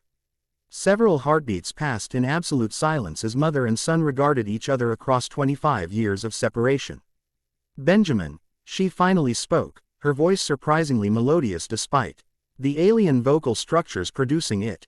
She spoke in English rather than the Chimera sui generis language, a deliberate choice that didn't escape Ben's notice. You have my eyes. The observation, so unexpectedly maternal, momentarily disarmed him. Ben had always wondered about his unusually vibrant green eyes. Now he recognized their color matched exactly the luminous quality of his mother's skin. Queen Vilgaxia, he replied. his voice steady despite the surreality of the moment. Or should I call you mother? A sound emerged from her that might have been laughter, a harmonious vibration rather than human vocalization. Such formality from my own blood. She rose from her throne with fluid grace belying her imposing stature. You may call me what you wish, but in private quarters, mother, would please me. She descended the dais steps, moving toward him with predatory elegance. Each movement revealed the lethal strength contained within her form. This was no mere ceremonial ruler, but a warrior queen who had conquered through personal might as well as military strategy. You've hidden yourself well, she continued, circling him slowly. My scouts searched for years before detecting your unique genetic signature. Even then, Max Tennyson's protection made direct retrieval complicated. Grandpa Max knew you were looking for me, Ben stated rather than asked, pieces falling into place. Of course. Why do you think he kept you so close, taking you on those extended trips in that primitive vehicle? He was keeping you mobile, harder to track. Vilgaxia completed her circuit, stopping before him. A worthy adversary, your grandfather. I respected his dedication to your protection, even as it frustrated my efforts to reclaim you. Ben processed this revelation, his summers with Grandpa Max, traveling across the country in the Rust Bucket, had been strategic evasion, not merely family bonding. Yet those memories remained among his most cherished. Why wait until now? He asked. You've known about me for years, according to Tetrax. Why come in force at this particular moment? Vilgaxia's facial tentacles rearranged in a pattern Ben somehow recognized as satisfaction. The Petrosapian guardian revealed herself. Interesting. She gestured toward a holographic display that materialized beside her. This is why, my son. The display showed the Omnitrix on Ben's wrist, rotating slowly with technical specifications scrolling beside it in Chimera sui generis script. The Omnitrix, she continued, most powerful device in 3 galaxies, created by the Galva. N. Azimuth is a conservation tool but with potential far beyond its creator's limited vision. When it activated and bonded to you, every detection system in range registered the energy surge. Her eyes narrowed slightly, including those of my enemies. The hybrid, Ben said, recalling what Tetrax had told him. Surprise flickered across Vilgaxia's alien features. Your guardian has been thorough in your education. Yes, the hybrid and others, the Incursine Empire, the Tetraman Kingdoms, even the so-called plumbers who once counted your father among their ranks. All would either destroy or control you now that you possess the Omnitrix. She reached out, one clawed hand hovering near his face without touching, a surprisingly hesitant gesture. I came in force because I had no choice. He alternative was watching you be captured or killed by those who fear what you might become. The sincerity in her voice was impossible to fake, Ben realized. Whatever else Vilgaxia might be, conqueror, tyrant, destroyer of worlds, her concern for his safety appeared genuine. And what exactly do you think I might become? He asked carefully. Vilgaxia's expression shifted to something Ben could interpret through the alien musculature. That depends entirely on you. The royal bloodline of the Chimera sui generis carries certain expectations, responsibilities, powers. She turned away, moving to a viewport that revealed Earth hanging in the blackness of space, beautiful and vulnerable. But you were raised human, with human values. The question, my son, is which heritage will guide your path forward. Ben followed her gaze to his home planet, a surge of protectiveness rising within him. I won't let Earth be harmed because of me. No one is threatening your birth world, Vilgaxia replied smoothly. My presence here is purely protective, a mother retrieving her child from danger. With 3 dreadnoughts and enough firepower to glass the planet's surface, Ben challenged. Earth's governments are mobilizing their militaries as we speak. One misunderstanding, one trigger-happy commander on either side, and this turns into an interstellar incident. Vilgaxia turned to him, those crimson eyes calculating. You speak with unexpected authority for one so young. What would you suggest as an alternative? The question caught Ben off guard. He hadn't expected to be consulted. He considered carefully, aware that his answer might have consequences for billions of lives. Withdraw your fleet to a lunar orbit position, he proposed. Still close enough to respond if necessary, but far enough to avoid provoking Earth's defenses. Then open diplomatic channels. not demands or threats, but actual communication. Diplomacy. Vilgaxia's facial tentacles shifted in what might have been amusement. An interesting approach from my bloodline. And what would be the purpose of this communication? To establish that Earth isn't a threat to you, and you aren't a threat to it. Ben met her gaze steadily. I'll stay aboard as your guest, not prisoner, while these negotiations proceed. That gives you what you want, access to me, while preventing unnecessary conflict. Vilgaxia studied him with newfound interest. You negotiate like a royal already, offering concessions that give the appearance of sacrifice while securing your primary objective. She made a gesture that might have been approval. Very well, I will withdraw to lunar orbit and open these diplomatic channels, as you suggest. Relief washed through Ben, though he maintained his composed exterior. Thank you, Mother. The word felt strange on his tongue, applied to this alien queen, yet not entirely wrong. Biology created connections that transcended circumstance. Vilgaxia moved to a control interface, issuing commands in rapid chimera sui generis language. Moments later, Ben felt subtle vibrations through the floor as the massive dreadnought's engines engaged, beginning their repositioning. Now, she said, turning back to him, we have much to discuss. Your heritage, your position within the Empire, and most importantly, her gaze fixed on the Omnitrix, that device you carry. Before Ben could respond, the massive doors to the throne room slid open, admitting a squad of elite guards escorting a tall, rail-thin alien with pale skin and elongated features, Siphon, whom Ben had observed in the command center. My queen, Siphon began in a voice of oily deference, bowing deeply.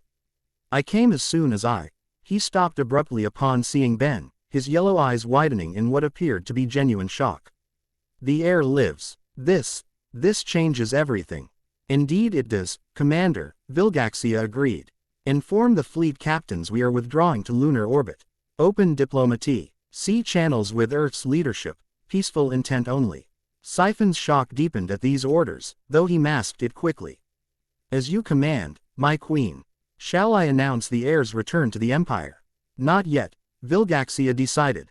Information containment remains priority. Only the High Council is to be informed at this stage. She made a dismissive gesture. See to it, then return. There are matters requiring your expertise. Siphon bowed again, deeper this time, though Ben noticed his gaze lingering on the Omnitrix with poorly concealed interest before he departed. He fears you, Ben observed once the doors had closed. As he should, Vilgaxia replied matter-of-factly. Siphon has served me loyally for decades, but loyalty born of fear requires maintenance. She gestured toward an adjoining chamber. Come, I have prepared quarters for you. We have privacy to discuss matters of greater importance than court politics. Ben followed her through an ornate archway into what appeared to be a royal receiving room, less formal than the throne room but no less impressive in its alien luxury. Artifacts from a dozen worlds adorned recessed alcoves, and something resembling living furniture reconfigured itself as they entered, offering surfaces appropriate for both chimera sui generis and human physiology. You expected me, Ben noted, observing these accommodations. I have anticipated your return since learning of your survival 15 years ago, Vilgaxia confirmed, settling onto a raised seat that resembled a throne in miniature. Though I confess, the Omnitrix was an unexpected complication. Ben chose a seat opposite her, maintaining conversational distance. Why didn't you come for me sooner? Vilgaxia's expression shifted to something almost contemplative. The fifth galactic incursion left our empire in disarray. Rebuilding required my full attention and resources. Later, when I learned you lived, you were still a child, unprepared for the realities of imperial politics and the dangers of your position. Her clawed fingers tapped rhythmically against her armrest. I made the decision to allow you to mature on Earth, under Max Tennyson's capable protection. Until you reached an age where choice became possible. Choice, whether to embrace your heritage or reject it. Vilgaxia leaned forward slightly. I am many things, Benjamin, but not force loyalty even from my own blood. A reluctant heir makes a dangerous successor. The statement surprised Ben. He'd expected imperious demands, not philosophical discourse on free will. And what if I choose to remain on Earth? To live as human rather than chimera sui generis royalty? Then you would do so without my interference, she replied simply. Though I would provide protection from those who would target you regardless of your choice. Your blood makes you valuable, or dangerous, to many factions across the galaxies. Ben studied her, trying to reconcile this reasonable, almost saint diplomatic approach with Tetrax's descriptions of a ruthless conqueror. You've sterilized entire planets that resisted your rule, turned populations into slave labor. Why would you respect my choice? See when you've disregarded the choices of billions. Vilgaxia's eyes narrowed fractionally, the only indication that his direct challenge had affected her. Ruling an empire requires different calculations than parenting. Species, civilizations, worlds, these are resources, strategic assets, potential threats. They must be managed accordingly.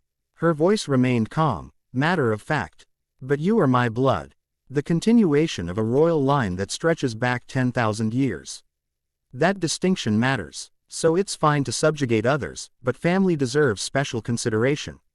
Ben pressed, unable to keep a note of moral challenge from his voice.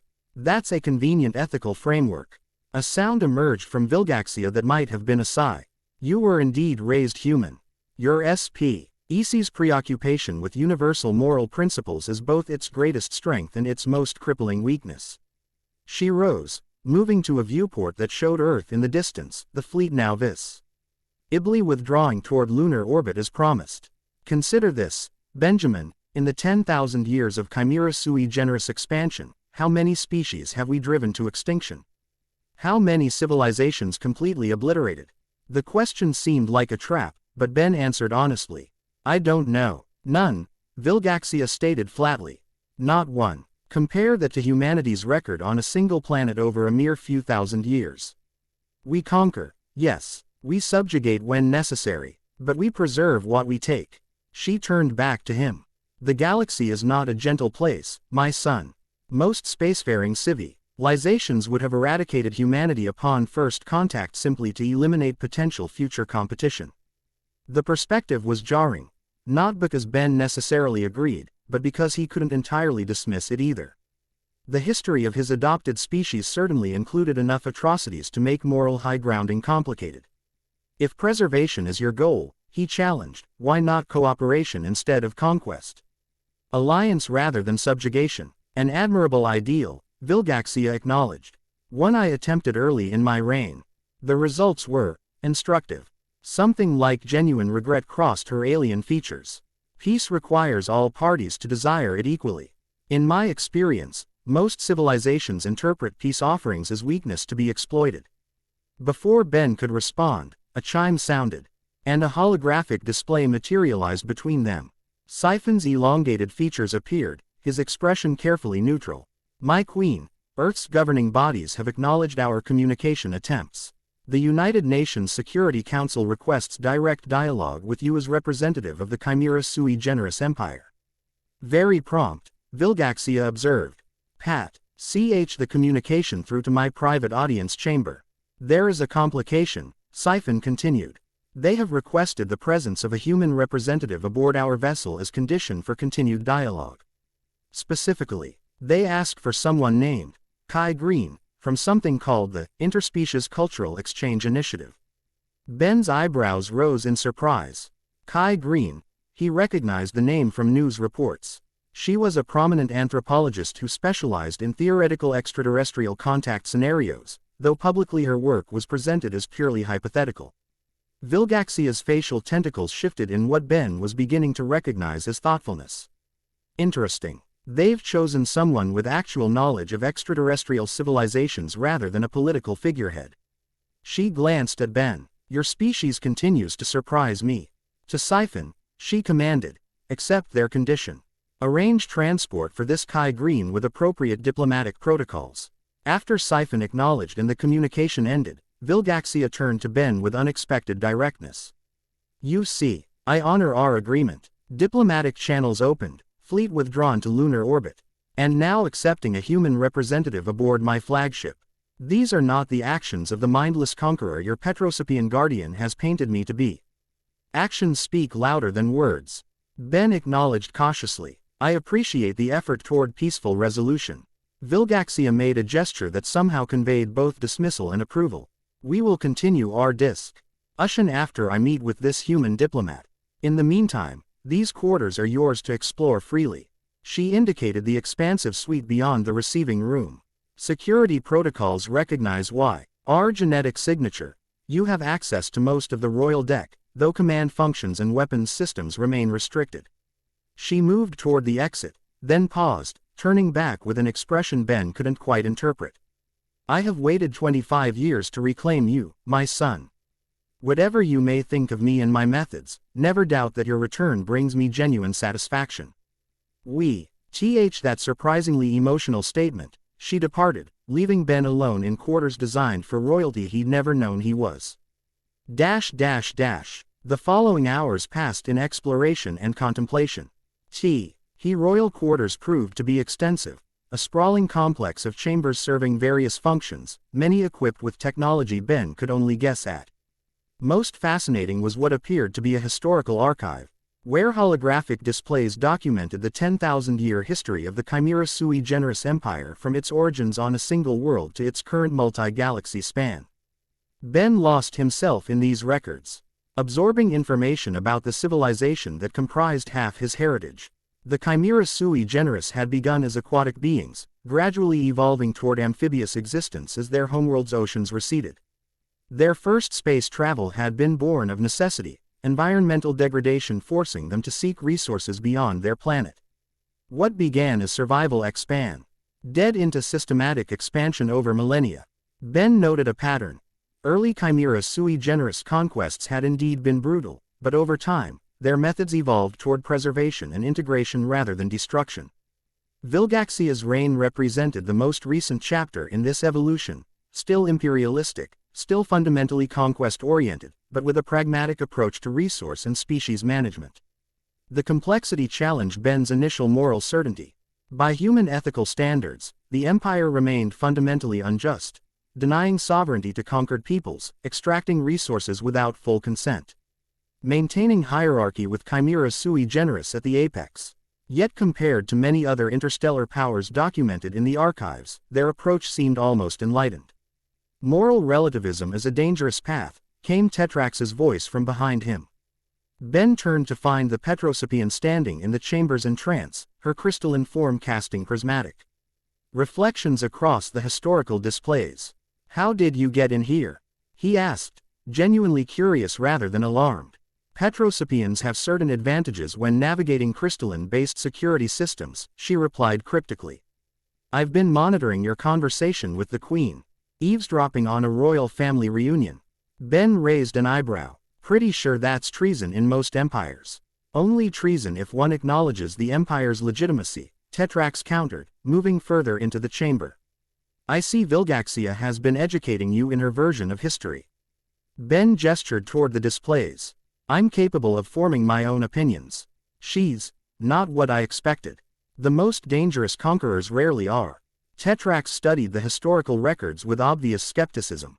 These archives present a sanitized version of imperial expansion. I've witnessed the reality of Chimera sui generis conquest firsthand. On your homeworld, Ben recalled. Petropia. Yes. Tetter. Axe's crystalline features hardened with old pain. The official record likely describes it as strategic resource acquisition, or something equally bloodless. What it doesn't show is the resistance crushed, the culture suppressed, the population divided between useful laborers and expendable dissidents. Ben considered this perspective against what he'd been reading. The archives actually acknowledge resistance on multiple worlds, including Petropia. They frame it as unfortunate but inevitable during transition to imperial governance. Transition to imperial governance, Tetrax repeated with bitter amusement. Extraordinary how conquest becomes palatable with the right terminology. She moved closer, her voice softening. Ben, I don't doubt Vilgaxia feels genuine connection to you. Chimera sui generis place extraordinary value on bloodline continuity. But don't mistake maternal sentiment for moral redemption. The warning resonated with Ben's own internal caution, yet he couldn't dismiss the complexity of what he'd observed. She's withdrawn the fleet to lunar orbit, opened diplomatic channels with Earth. Those aren't the actions of someone bent on conquest at any cost. Here are the actions of someone playing a longer game, Tetrax countered. Vilgaxia didn't become Empress of 17 star systems through direct confrontation alone. She's a master strategist who understands when patience serves better than force. Before Ben could respond, a chime sounded throughout the royal quarters, followed by an announcement in Chimera sui generis language, the human dipl. Omat has arrived and awaits in the diplomatic reception chamber. The Queen requests Prince Benjamin's presence. Ben straightened, smoothing the adaptive fabric of his suit. Prince Benjamin, he repeated with a mixture of discomfort and dark humor. That's going to take some getting used to. You don't have to accept the title, Tetrax reminded him. Or anything else Vilgaxia offers. I know. Ben met her concerned gaze steadily. But right now, playing along gives me influence I can use to protect Earth. That's priority one. Tetrax inclined her head slightly. A pragmatic approach. Perhaps you inherited more from your mother than just her eyes. The observation unsettled Ben, though he recognized it wasn't meant unkindly. Stay close, but hidden, he requested. I might need backup if things go sideways. Always. Tetrax promised, already fading back toward the chamber entrance. Remember, trust actions, not words. Especially with Siphon. He serves the Queen's ambition, not the Queen herself.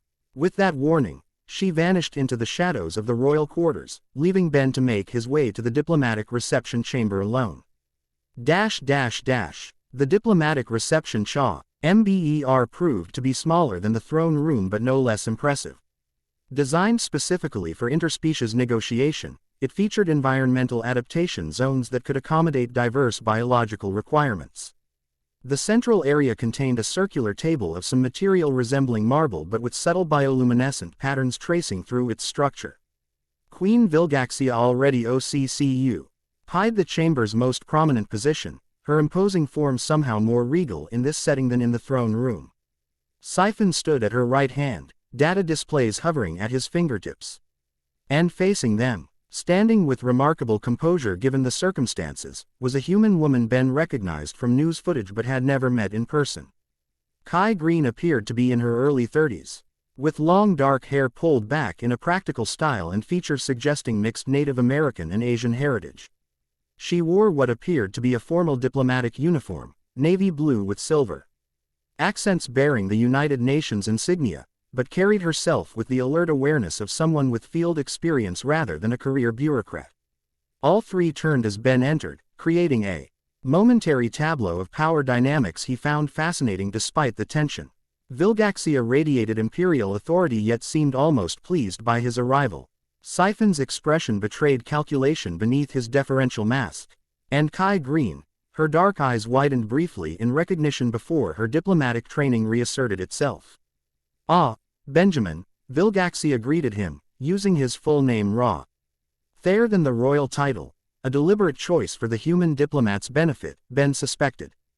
Join us. Dr. Green has just arrived as Earth's representative. Ben approached the table, nodding CT fully to each person present but focusing on Kai. Dr. Green, welcome aboard. I hope your journey wasn't too intimidating. A flicker of surprise crossed Kai's features at his casual tone, quickly replaced by professional composure. Thank you, Mr. Tennyson. The transport was educational. She glanced around the chamber with barely concealed fascination before returning her attention to him. I admit I didn't expect to find another human aboard, particularly one who seems comfortable in these surroundings.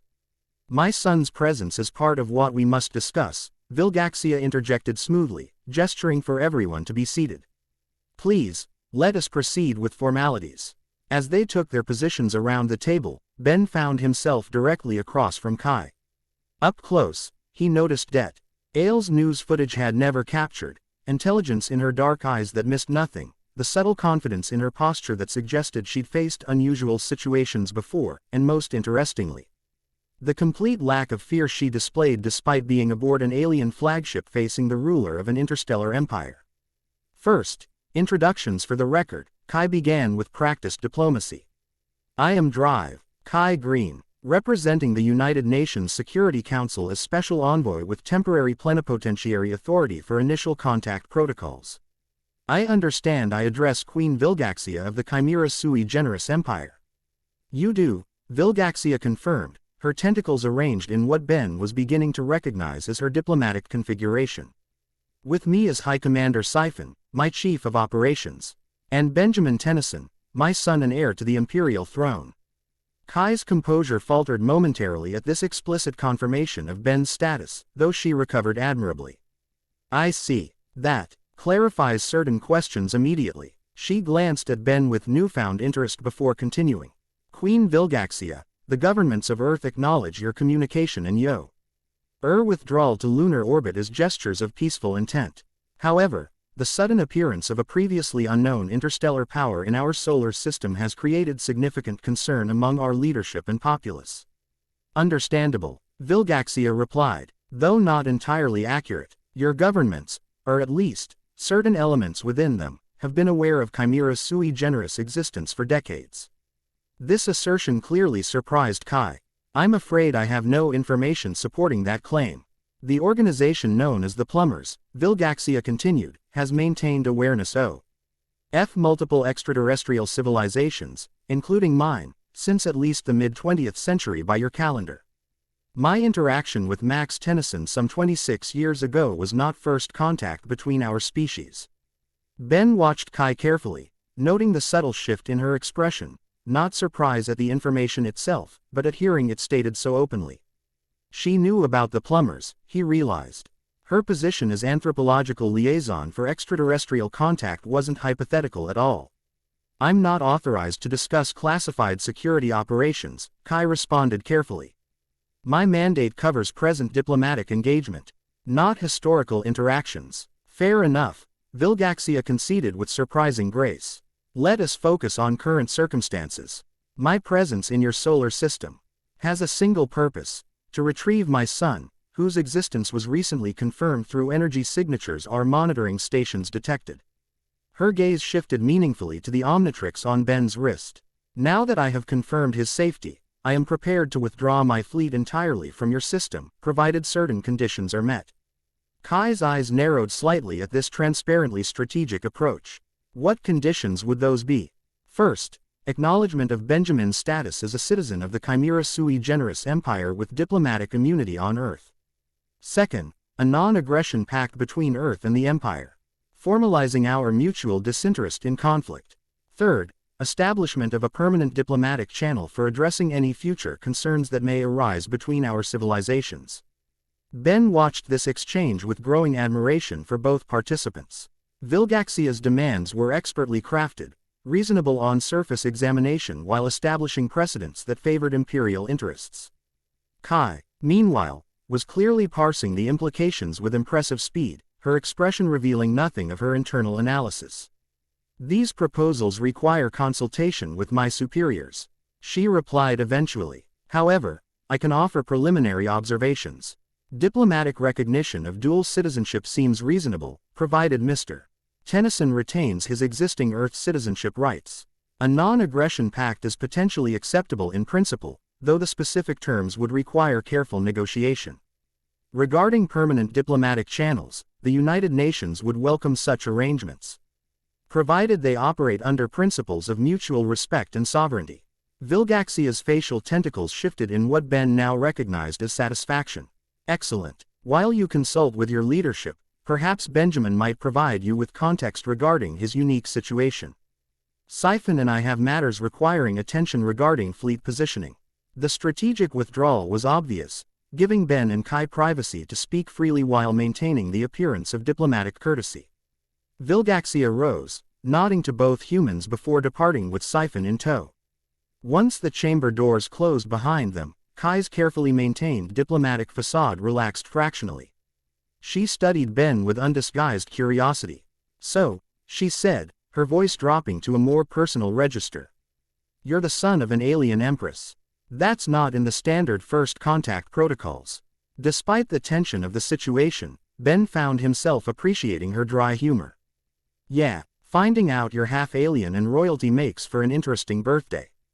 Birthday. Kai raised an eyebrow. Yesterday, Ben confirmed. 25 years old and suddenly, everything I thought I knew about myself turned inside out.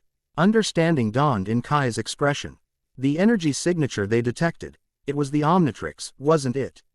Her gaze dropped to the device on his wrist. I've seen theoretical designs in plumber archives, but never a functional model. Ben stared at her with newfound appreciation. You really do know about all this. You're not just a diplomatic placeholder. I'm an anthropologist specializing in extraterrestrial cultures, Kai replied with a hint of professional pride. Officially, it's theoretical research. Unofficially, I've had field experience with 16 non-human civilizations.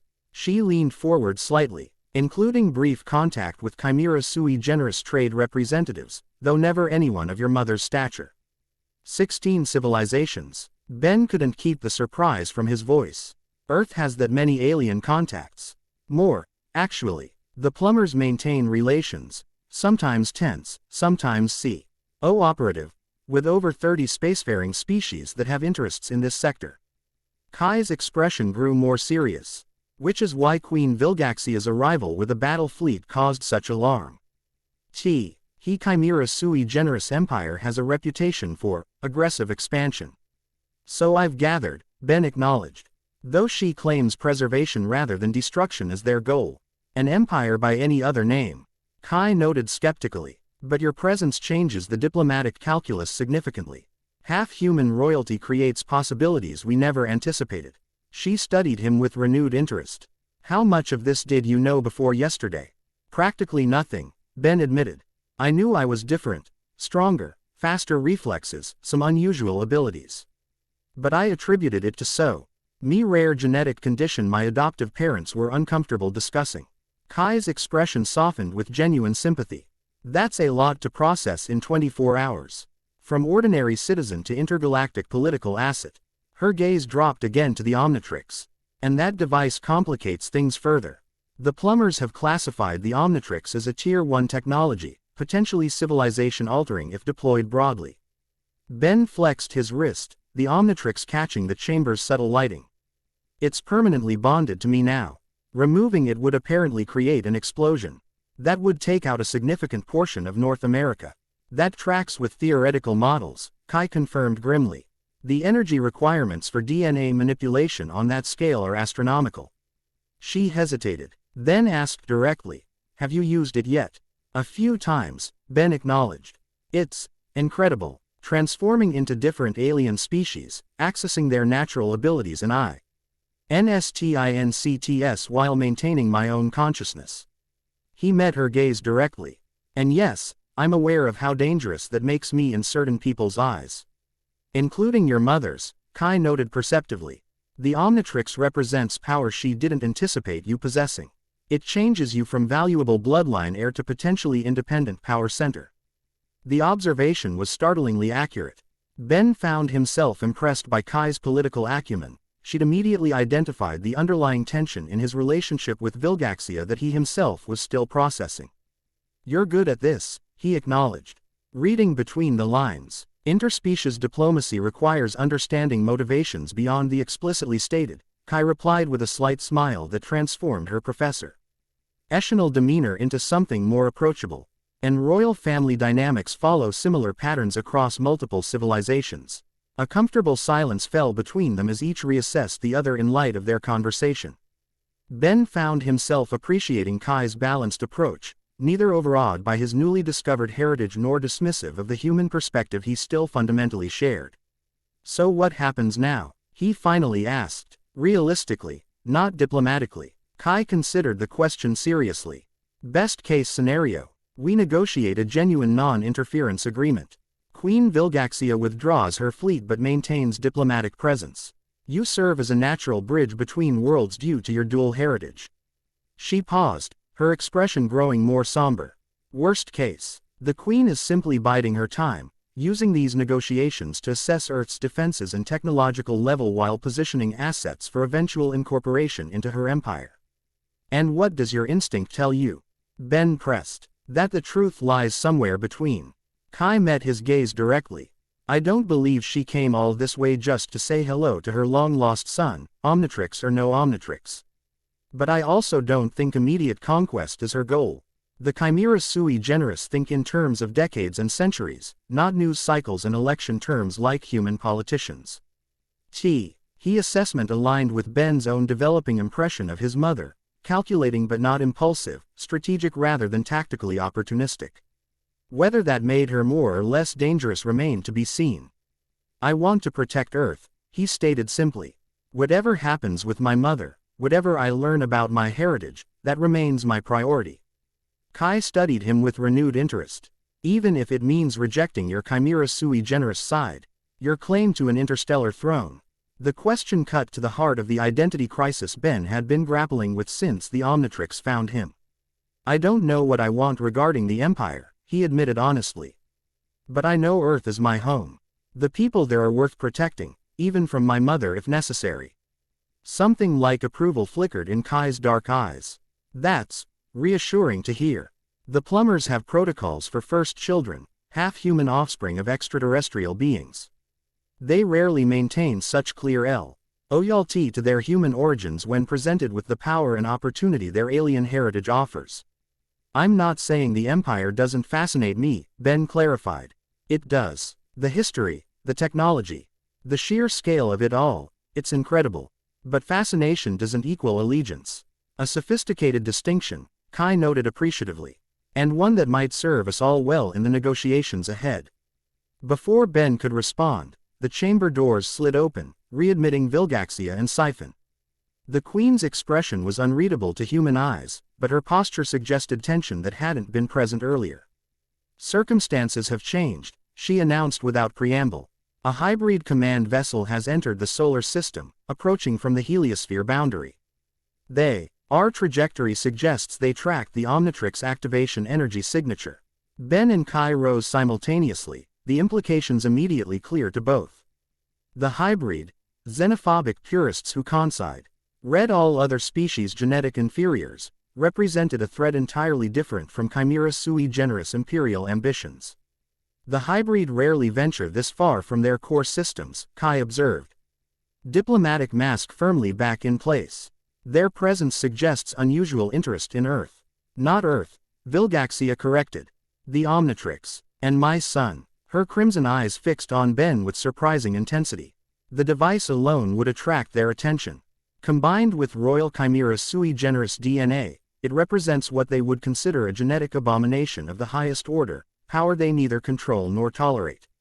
What are their capabilities? Ben asked, military assessment overriding personal concerns. Siphon activated a holographic display showing a massive vessel approaching the outer planets. Single hybrid command carrier, approximately twice the mass of our flagship. Escort complement of 12 destroyers.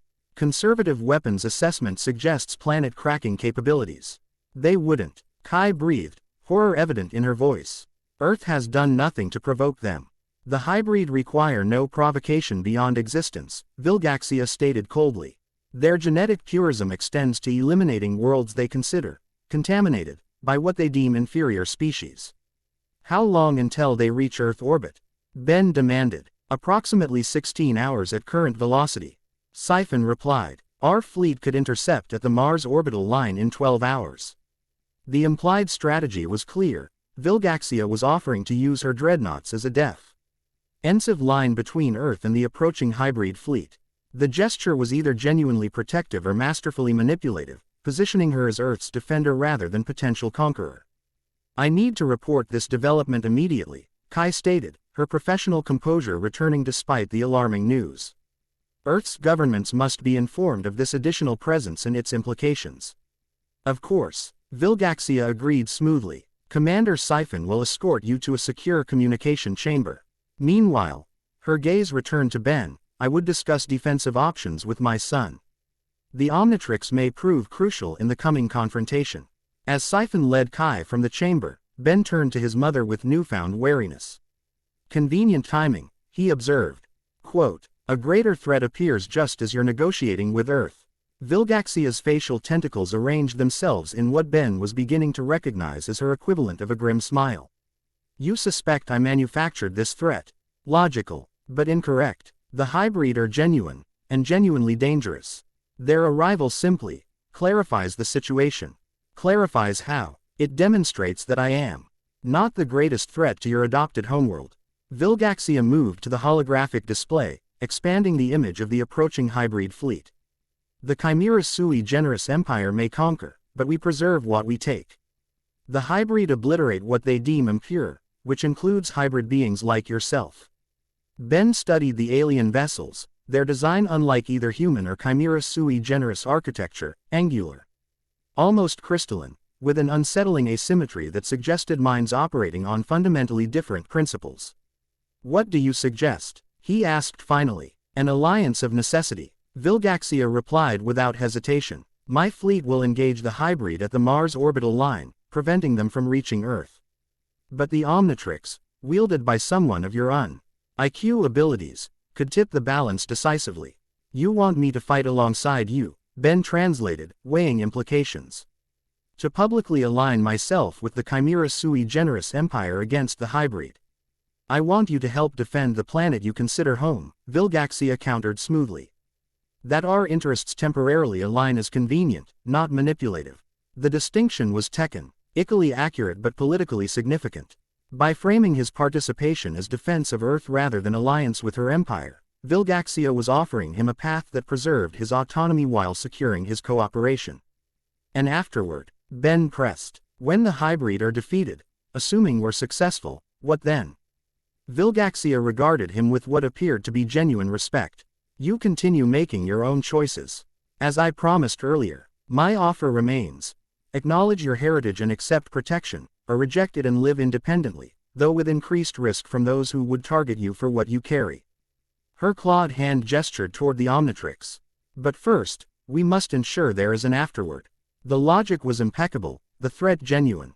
Whatever Vilgaxia's long-term plans might be, the immediate danger posed by the hybrid demanded response. I'll help defend Earth, Ben decided. But I'm not pledging allegiance to your empire or accepting any formal title. I fight as Benjamin Tennyson, not as Chimera sui generis royalty. Acceptable, Vilgaxia agreed readily, perhaps too readily, Ben thought. You will need training in the Omnitrix's capabilities before the engagement. I have specialists aboard who can assist with understanding its full potential. Ben nodded, though internally he made a mental note to seek Tetrax's counsel before accepting any such assistance that might give Vilgaxia's people access to the Omnitrix's systems. I should speak with Dr. Green, he said. Earth's defense forces will need coordination with your fleet, if we're going to present a unified front against the hybrid. Of course. Vilgaxia made a gesture, and the chamber doors opened. You'll find her in Communication Suite 3, one level below. Why? Our genetic signature will grant you access.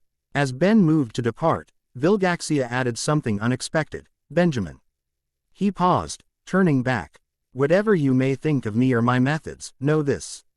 I will not allow harm to come to you or to the world that raised my son. On that, you have my word as queen. The statement carried weight beyond diplomatic calculation.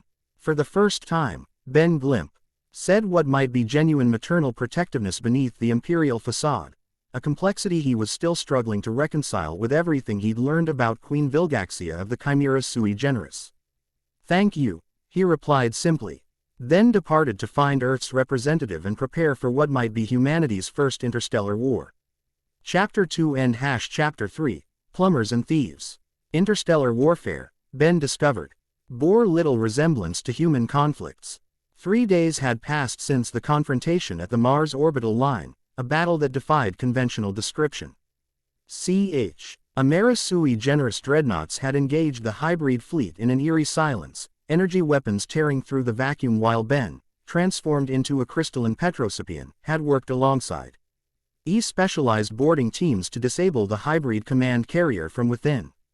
Now, standing in the austere briefing chamber of Plumber headquarters buried beneath Mount Rushmore, Ben found himself caught between worlds in more ways than one. The hybrid have withdrawn to the heliopause boundary but haven't left the solar system entirely, reported Magister Labrid, a blue-skinned amphibio. An alien whose species name Ben still couldn't pronounce. Holographic displays showed the damaged hybrid vessels clustered at the solar system's edge. They're conducting repairs while maintaining surveillance. Our intelligence suggests they're awaiting reinforcements. How long? asked Kai Green, now officially designated as Earth's diplomatic liaison to extraterrestrial civilizations. She'd traded her formal attire for the more practical black and blue uniform of a plumber consultant, though she wore no badge. 2 Earth weeks, minimum, replied Elena Validus from her position at the technology console. Dark-haired and intense, with olive skin and sharp features suggesting Mediterranean heritage, Elena served as the plumber's chief weapons developer despite being only 28. Her fingers danced across holographic interfaces with practiced ease. Their nearest reinforcement fleet would need to complete current operations in the Andromeda Galaxy before responding. Ben studied Elena with quiet interest. Unlike most in the room, she'd shown neither awe nor suspicion toward him since his arrival at Plumber headquarters, just clinical curiosity about the Omnitrix and Prophe. Chanel respect for his actions during the battle. He found her pragmatism refreshing amid the political complications his existence had created. That gives us time to strengthen Earth's defensive capabilities, noted Max Tennyson. Ben's grandfather, his biological father, he reminded himself, had emerged from retirement following the revelation of Ben's heritage. Now 72, Max Neverthals' commanded natural authority that even the alien plumbers respected. His weathered face showed new lines of worry, but his eyes remained sharp as he assessed the tactical displays. The Chimera sui generis fleet remains in lunar orbit. Max continued. Queen Vilgaxia has formally requested permission to establish a protective embassy on Earth's surface. The statement created immediate tension in the room. Ben felt multiple gazes shift toward him, assessing his reaction to his mother's latest maneuver. Define protective embassy, Kai requested, her diplomatic training evident in her neutral tone. Max activated a new holographic display showing architectural plans for a massive structure. According to these specifications, a fortified compound covering approximately 1 square kilometer. With defensive capabilities that could repel orbital bombardment. His expression remained carefully neutral. Essentially a military installation with diplomatic immunity. Standard Chimer, a sui generis protocol for priority worlds, Ben found himself explaining, drawing on knowledge he shouldn't possess but somehow did. Genetic memory, Vilgaxia had called it, awakened by his contact with his heritage. The Empire establishes defensive positions on planets of strategic importance to deter competing powers. And you don't find that concerning? Asked Magister Labrat, his amphibious features hardening. Ben met the alien's gaze steadily. I find everything about this situation concerning, Magister. But understanding Imperial tactics doesn't equal endorsing them. Elena Validus looked up from her console. Dark eyes assessing Ben with newfound interest. Cultural knowledge without indoctrination, she observed. Your genetic memory is selective. Apparently, Ben replied, so. Me what uncomfortable with the clinical analysis. Technical information, language, protocols, yes. Personal loyalty or Imperial ideology, no. Fascinating, Elena murmured, her fingers making notes on a secondary display. The epigenetic implications alone. Perhaps we could focus on the diplomatic situation rather than Mr. Tennyson's biology, Kai interjected smoothly, earning a grateful glance from Ben. The proposed embassy represents significant complications under international law. No single nation could unilaterally authorize such an installation. The Queen has anticipated that objection, Max noted. She's proposed international waters, a platform in the North Atlantic, technically outside any national jurisdiction. Clever, Kai acknowledged, though still problematic under maritime law. Ben listened to the ensuing discussion with growing frustration. 3 days of meetings, analyses, and diplomatic positioning had produced little concrete progress while the hybrid threat remained very real. The plumbers treated him as a potential asset but also a potential threat, keeping him contained within the underground facility while they assessed their options. This is getting us nowhere. He finally interrupted, rising from his seat. All eyes turned to him. The hybrid are regrouping. My mother's fleet remains in orbit. Earth's conventional military forces are practically irrelevant against either. We need to stop reacting and start acting. Silence fell across the briefing room. Ben realized he'd spoken with an authority he didn't consciously intend, a ton. That carried echoes of Vilgaxia's royal command. What do you suggest? Max asked quietly, his expression unreadable. Ben met his grandfather's gaze directly. I need to join the plumbers officially. with a badge, access, and authority to act as intermediary between Earth and the Chimera sui generis empire. The proposal created immediate reactions: surprise from Kai, calculation from Elena, and open skepticism from Magister Labrid. "Absolutely not," the blue-skinned alien objected. "No offense, Tennyson, but you're compromised by definition. Half Chimera sui generis, son of their ruler, and in possession of the most powerful device in the galaxy. That's too many conflicts of interest for Plummer authorization." "Exactly why it makes sense," Ben countered calmly. "I'm Alred. Why involved whether any of us likes it or not? Formalizing my position gives structure to that involvement and places it within an established framework, your framework, with your oversight." Max stroked his beard thoughtfully. "There is precedent. We've incorporated individuals with extraterrestrial heritage before, particularly when their unique abilities served the greater mission. Not in Diva. Duels with direct connection to a potentially hostile power," Labrid argued. "Which makes me uniquely qualified as liaison," Ben pointed out. "I can speak to my mother with familial authority no diplomat could match. I understand her tactics and motivations in ways even experienced negotiators don't." Elena Validus had been watching this exchange with analytical interest. "He's right," she stated flatly, surprising everyone. "Containment has failed. The Omnitrix is bonded to him permanently. His heritage is established fact. Denial doesn't serve strategic interests." Her dark eyes fixed on Labrid. "Better to incorporate him formally, with defined parameters and monitoring protocols, than leave him as an uncontrolled variable." Her pragmatic assessment, while somewhat dehumanizing, effectively silenced further objections. Labrid's amphibious features contracted in resignation. "The Magister Council will require special dispensation," he conceded reluctantly. "And he'll need a senior officer as permanent supervisor." "I'll take responsibility," Max volunteered immediately. When Labrid began to object, he added firmly, "My genetics are literally half responsible for his existence, Labrid.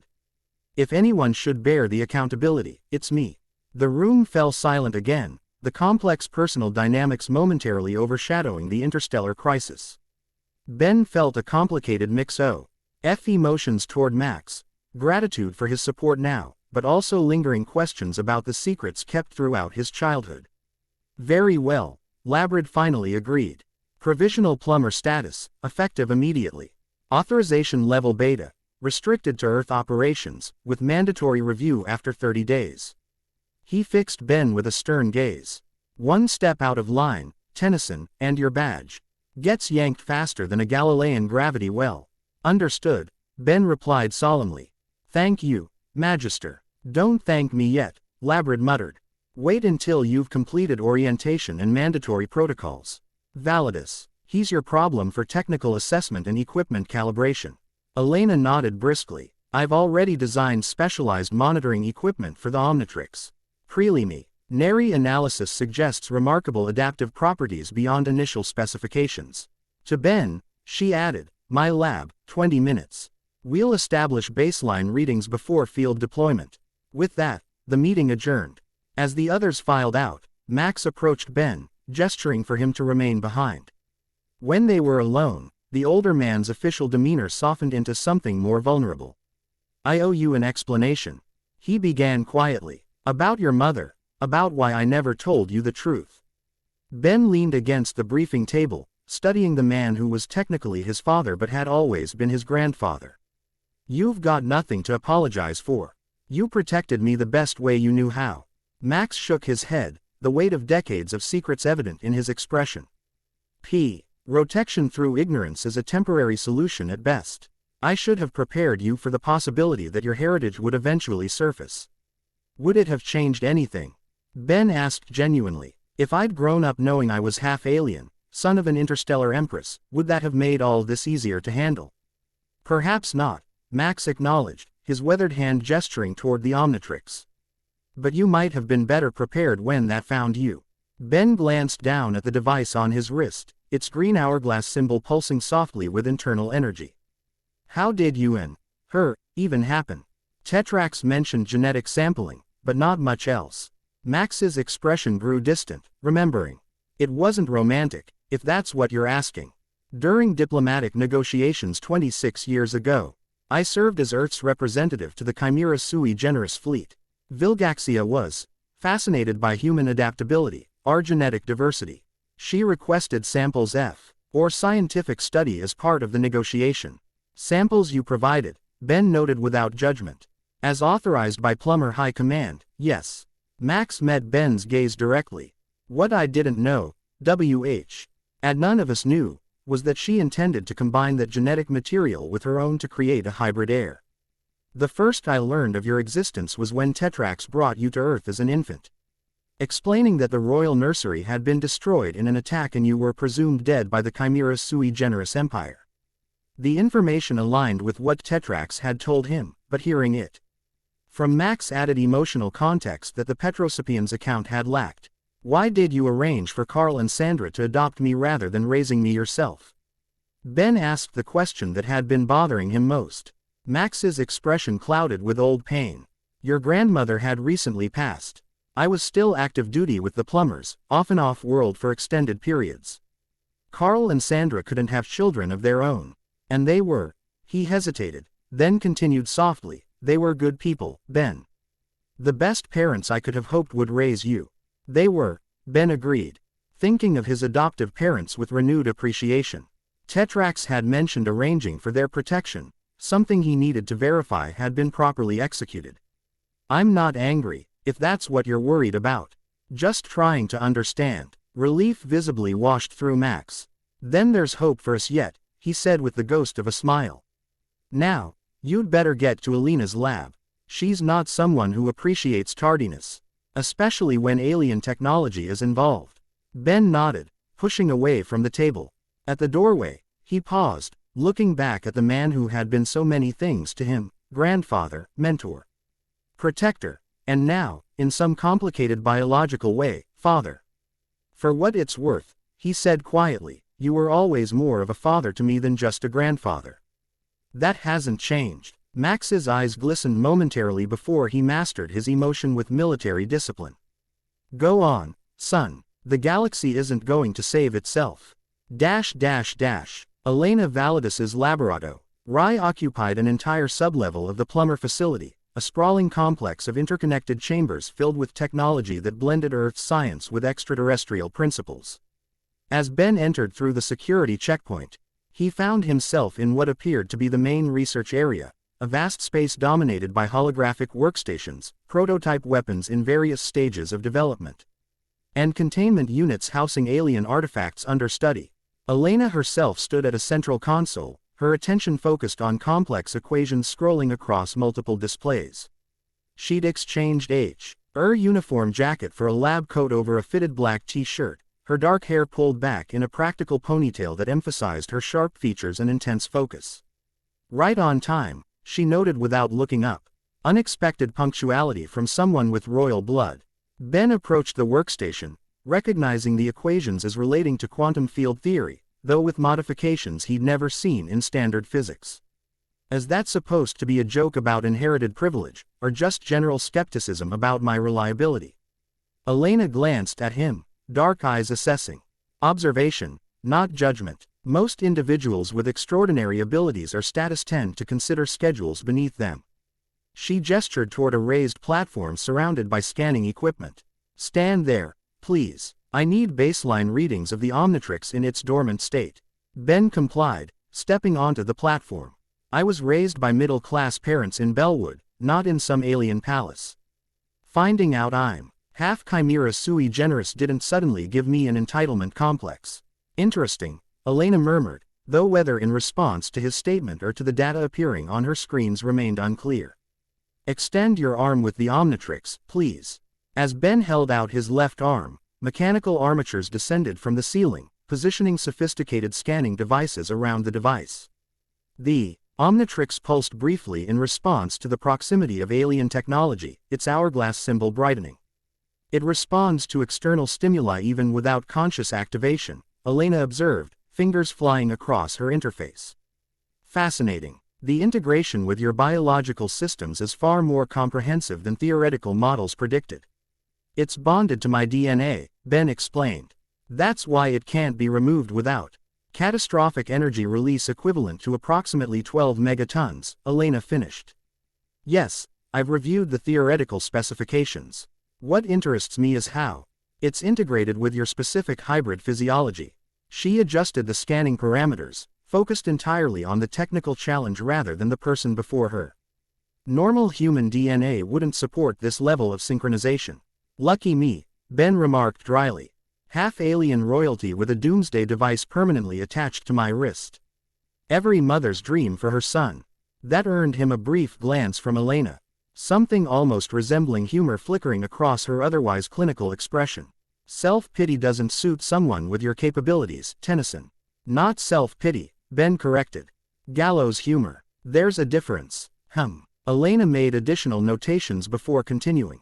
The Omnitrix contains DNA samples from approximately 10,000 sentient species. Thus far, according to your mission report, you've accessed 8 distinct transformations. I want to establish baseline parameters for each form. Ben raised an eyebrow. That could take a while. You'll start with the forms you've already used, Elena replied practically. Kinesolarian, Petrosapian, Pyronite, Ectonorite, Vaxasaurian, Galvan, Methanosian, and Tetraman, according to your report. Those weren't the names I was using. Ben admitted. The Omnitrix provided technical designations, but I've been thinking of them more as XLR8, Diamondhead, Heatblast, Ghost Freak, Humungosaur, Gray Matter, Swampfire, and Four Arms. Elena paused her work, regarding him with scientific curiosity. You've created personalized nomenclature for the transformed states. Interesting psychological adaptation. They're easier to remember in combat situations, Ben explained, feeling slightly defensive.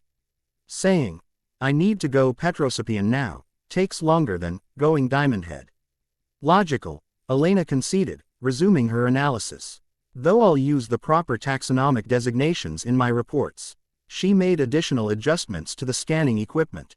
Now, transform into each form sequentially, maintaining each state for 30 seconds to allow complete data collection. Over the next hour, Ben cycled through his discovered transformations under Elena's meticulous observation. Each alien form underwent comprehensive scanning, with Elena occasionally requesting specific movements or abilities to be demonstrated within the reinforced confines of the laboratory. The energy consumption is remarkable, she noted as Ben reverted from his final transformation, the four-armed Tetraman form. Each transformation should theoretically deplete a significant portion of the device's power. Yet it maintains consistent energy levels regardless of which species you access. It does have limits, Ben informed her, stepping down from the platform as the scanning equipment retracted. After multiple rapid transformations, it needs a recharge period, and there's a timeout function that reverts me to human form after a certain duration. Elena's eyes narrowed with scientific interest. Those parameters weren't in Azimuth's theoretical designs. They sound like safety features. She moved to a different console, pulling up comparative specifications. Curious. The Omnitrix was designed as a conservation tool, not a weapon or tactical device. Yet these limitations suggest anticipation of combat applications. Maybe Azimuth wasn't as purely scientific as the plumbers believe, Ben suggested, rolling his shoulder to work out stiffness from the repeated transformations. Or maybe the device itself has adaptive programming we don't fully understand. The latter seems more probable, Elena agreed, studying the accumulated data with obvious fascination. The integration patterns suggest the Omnitrix is learning from you, adapting its functionality to support your specific usage patterns. Before Ben could respond, an alert sounded throughout the laboratory. Elena immediately accessed a security feed, revealing Kai Green at the entrance checkpoint.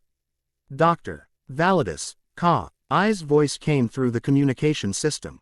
I need to speak with Ben. There's been a development with the Chimera sui generis negotiations. Elena sighed with mild irritation at the interruption of her research, but activated the entry authorization. Moments later, Kai entered the laboratory, now dressed in more formal attire suitable for diplomatic engagement. Ben noticed immediately that her expression carried tension she was attempting to mask with professional composure. What's happened? He asked without preamble. Queen Vilgaxia has modified her embassy proposal, Kai explained. She's now requesting a location in the Mojave Desert, Sovereign territory, not international waters. That's a significant escalation, Elena observed, instantly grasping the political implications. From maritime jurisdiction to direct territorial claim.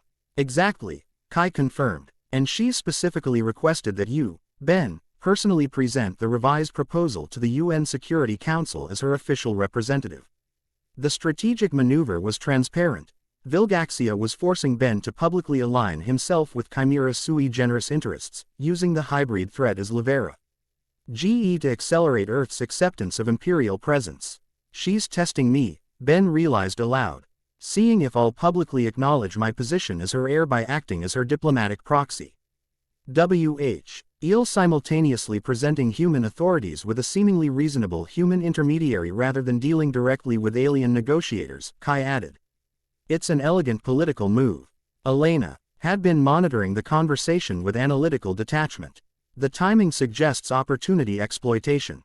With the hybrid presence established as legitimate threat, Earth's governments are or likely to accept protective measures, even those that compromise sovereignty. Ben paced the laboratory, considering options. When is this presentation supposed to happen?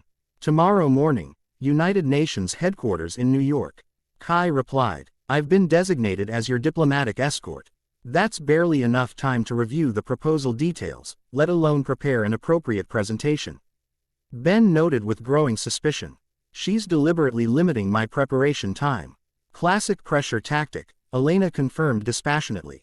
Force rapid decision-making to minimize analytical assessment. Kai watched Ben carefully. What will you do? He stopped pacing, decision crystallizing. I'll go, but not as her representative. I'll attend as a plumber agent with unique insight into Chimera sui generis intentions. He turned to Elena. Can you finish processing that Omnitrix data without me? I need to review whatever proposal my mother has crafted before facing the Security Council. Elena nodded briskly. I've collected sufficient baseline measurements. Comprehensive analysis will require approximately 12 hours. She hesitated, then added with unexpected pragmatism. I can provide technical assessment of any alien technology mentioned in the proposal if you forward the specifications. Thank you, Ben replied, genuinely appreciative of her professional support despite her obvious reservations about him personally. I might take you up on that.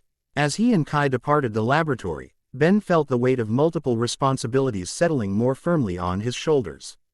Plumber agent, half-alien hybrid, Omnitrix wielder, reluctant royal heir, each identity carried obligations that sometimes aligned and sometimes conflicted. Navigating these complications while protecting Earth would require careful balance. You're handling this remarkably well, Kai observed as they entered the transit tube that would carry them to the residential level. Quote, most people would be having an identity crisis after everything you've experienced in the past week. Who says I'm not? Ben replied with a wry smile. I'm just having it very efficiently, between alien invasions and diplomatic crises. That earned a genuine laugh from Kai, the sound surprisingly warm in the sterile plumber facility. Efficiency in existential crises. I'll have to add that to your official capabilities assessment. The momentary levity faded as the transit tube delivered them to their destination, a secure conference room where the Chimera sui generis proposal awaited review. Kai's expression returned to professional seriousness as she activated the holographic display. For what it's worth, she said quietly as the document materialized before them, I think you're making the right choice. Standing as yourself, not as her proxy. Let's hope the Security Council agrees, Ben replied, scanning the opening paragraphs of his mother's proposal. Because something telephone. LS me Queen Vilgaxia isn't accustomed to being refused, especially by her own son. The United Nations Security Council chamber buzzed with tense energy as representatives from 15 nations awaited the unprecedented presentation. Designed in soothing blue and gold tones to facilitate diplomatic dialogue, the iconic horseshoe-shaped table now faced an entirely new paradigm of international relations, formal negotiation with an extraterrestrial power. Ben stood at the speaker's podium, the weight of history and responsibility pressing down on him like physical force. He wore the black and blue uniform of a plumber agent rather than the royal regalia his mother had sent to his quarters that morning, a deliberate choice that established his position from the moment he entered the chamber. Beside him, Kai projected calm diplomatic professionalism despite the extraordinary circumstances. Behind them, a secure holographic projector installed overnight by plumber technicians stood ready. Why to display the Chimera sui generis proposal in three-dimensional detail? Representatives of Earth's nations, Ben began, his voice steadier than his nerves, thank you for convening this emergency session. The situation we face is unprecedented in human history, the presence of two advanced extraterrestrial civilizations in our solar system, one offering protection and one presenting clear threat. He activated the holographic display, showing the current positions of both the Chimera sui generis fleet in lunar orbit and the damaged but still formidable hybrid vessels at the system's edge. 3 days ago, these forces engaged in direct combat at the Mars orbital line. I participated in that battle alongside Chimera sui generis special forces, helping to repel the hybrid advance. Ben met the gaze of various representatives directly. The hybrid consider Earth, and all non-hybrid species, genetically inferior and subject to purification. This is not diplomatic positioning or negotiation tactics. It is fundamental xenophobic ideology that has resulted in the destruction of multiple civilizations across 2 galaxies. Murmurs spread through the chamber as the representatives absorbed this blunt assessment. The Russian ambassador leaned forward, skepticism evident in his expression. Mr. Tennyson, while we appreciate your first-hand account of these events, many of us remain concerned about your unique position in this matter. You are, by your own admission, the son of this Queen Vilgaxia who now offers protection, while simultaneously requesting sovereign territory on our planet. A valid concern, Ambassador, Ben acknowledged. I stand before you today as a plumber agent and Earth citizen first, not as Chimera sui generis royalty. My genetic heritage doesn't determine my loyalties. The Chinese representative spoke next, her expression carefully neutral. Yet Queen Vilgaxia has specifically designated you as her official representative for this proposal. Are we to understand you are rejecting that designation? I am, Ben confirmed firmly. I'm here to present her proposal with transparent analysis of its implications, not to advocate for its acceptance. The distinction is crucial. This declaration created another ripple of reaction through the chamber. Ben could almost feel the diplomatic calculus being recalculated in real time as the representatives assessed this unexpected development. The American ambassador, a shrewd woman with decades of diplomatic experience, studied Ben thoughtfully. That's a significant position to take, considering your relationship to the Chimera sui generis monarch. What do you anticipate will be her response to this independence? Disappointment, most likely, Ben replied honestly. Possibly anger. But Queen Vilgaxia respects strength and clear boundaries, even when they conflict with her preferences. My refusal to serve as her proxy won't negate the strategic reality we all face. ERTH needs advanced defensive capabilities against the hybrid threat, and the Chimera sui generis empire possesses those capabilities. He adjusted the holographic display, now showing the detailed specifications of the proposed defensive installation. The structure would cover approximately 2 square kilometers of Mojave Desert, incorporating technologies centuries beyond current human development. Energy shields capable of repelling orbital bombardment, sensor arrays that could detect incoming vessels at the outer planets, and weapon systems that could target threats beyond Earth's atmosphere. This is what Queen Vilgaxia proposes, Ben explained, highlighting key elements of the installation. A defensive embassy incorporating protective technologies that would shield not just the facility itself but a significant portion of the North American continent from hybrid attack. Kai stepped forward, adding her expertise to the presentation. Our technical assessment confirms these defensive capabilities would provide substantial protection against the specific threat the hybrid represent. However, the proposal includes several concerning elements regarding jurisdiction and autonomy. She highlighted different sections of the document where diplomatic language concealed more problematic implications. The Queen requests complete sovereignty over the embassy territory, IMMUNITY from all Earth laws for personnel stationed there, and unrestricted movement rights for Chimera sui generis representatives throughout all UN member nations.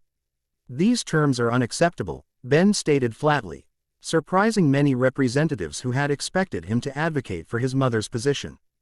They represent excessive concessions that compromise Earth's sovereignty beyond what the defensive benefits justify. The French ambassador leaned forward with newfound interest. You recommend we reject the proposal entirely. I recommend conditional acceptance with significant modifications, Ben clarified. The defensive technology is genuinely needed and would save countless lives if the hybrid attack. But the diplomatic provisions should be renegotiated to maintain Earth's autonomy and ensure any chimera's sui generis presence remains strictly defensive rather than establishing permanent political influence. For the next hour, Ben and Kai fielded questions from increasingly engaged Security Council members, providing detailed assessments of both the technological and political dimensions of Vilgaxia's proposal.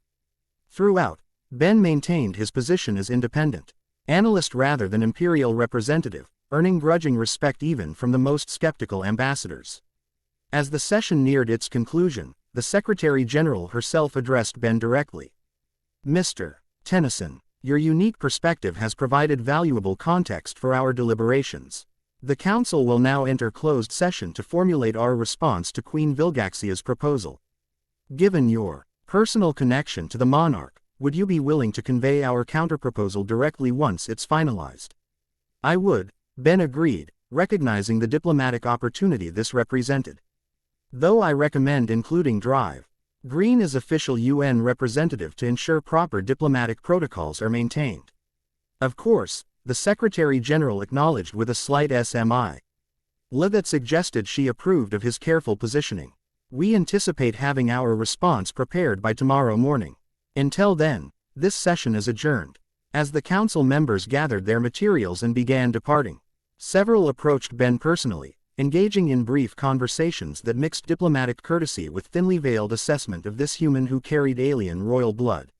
He handled each interaction with surprising poise, neither claiming special authority nor diminishing his unique position.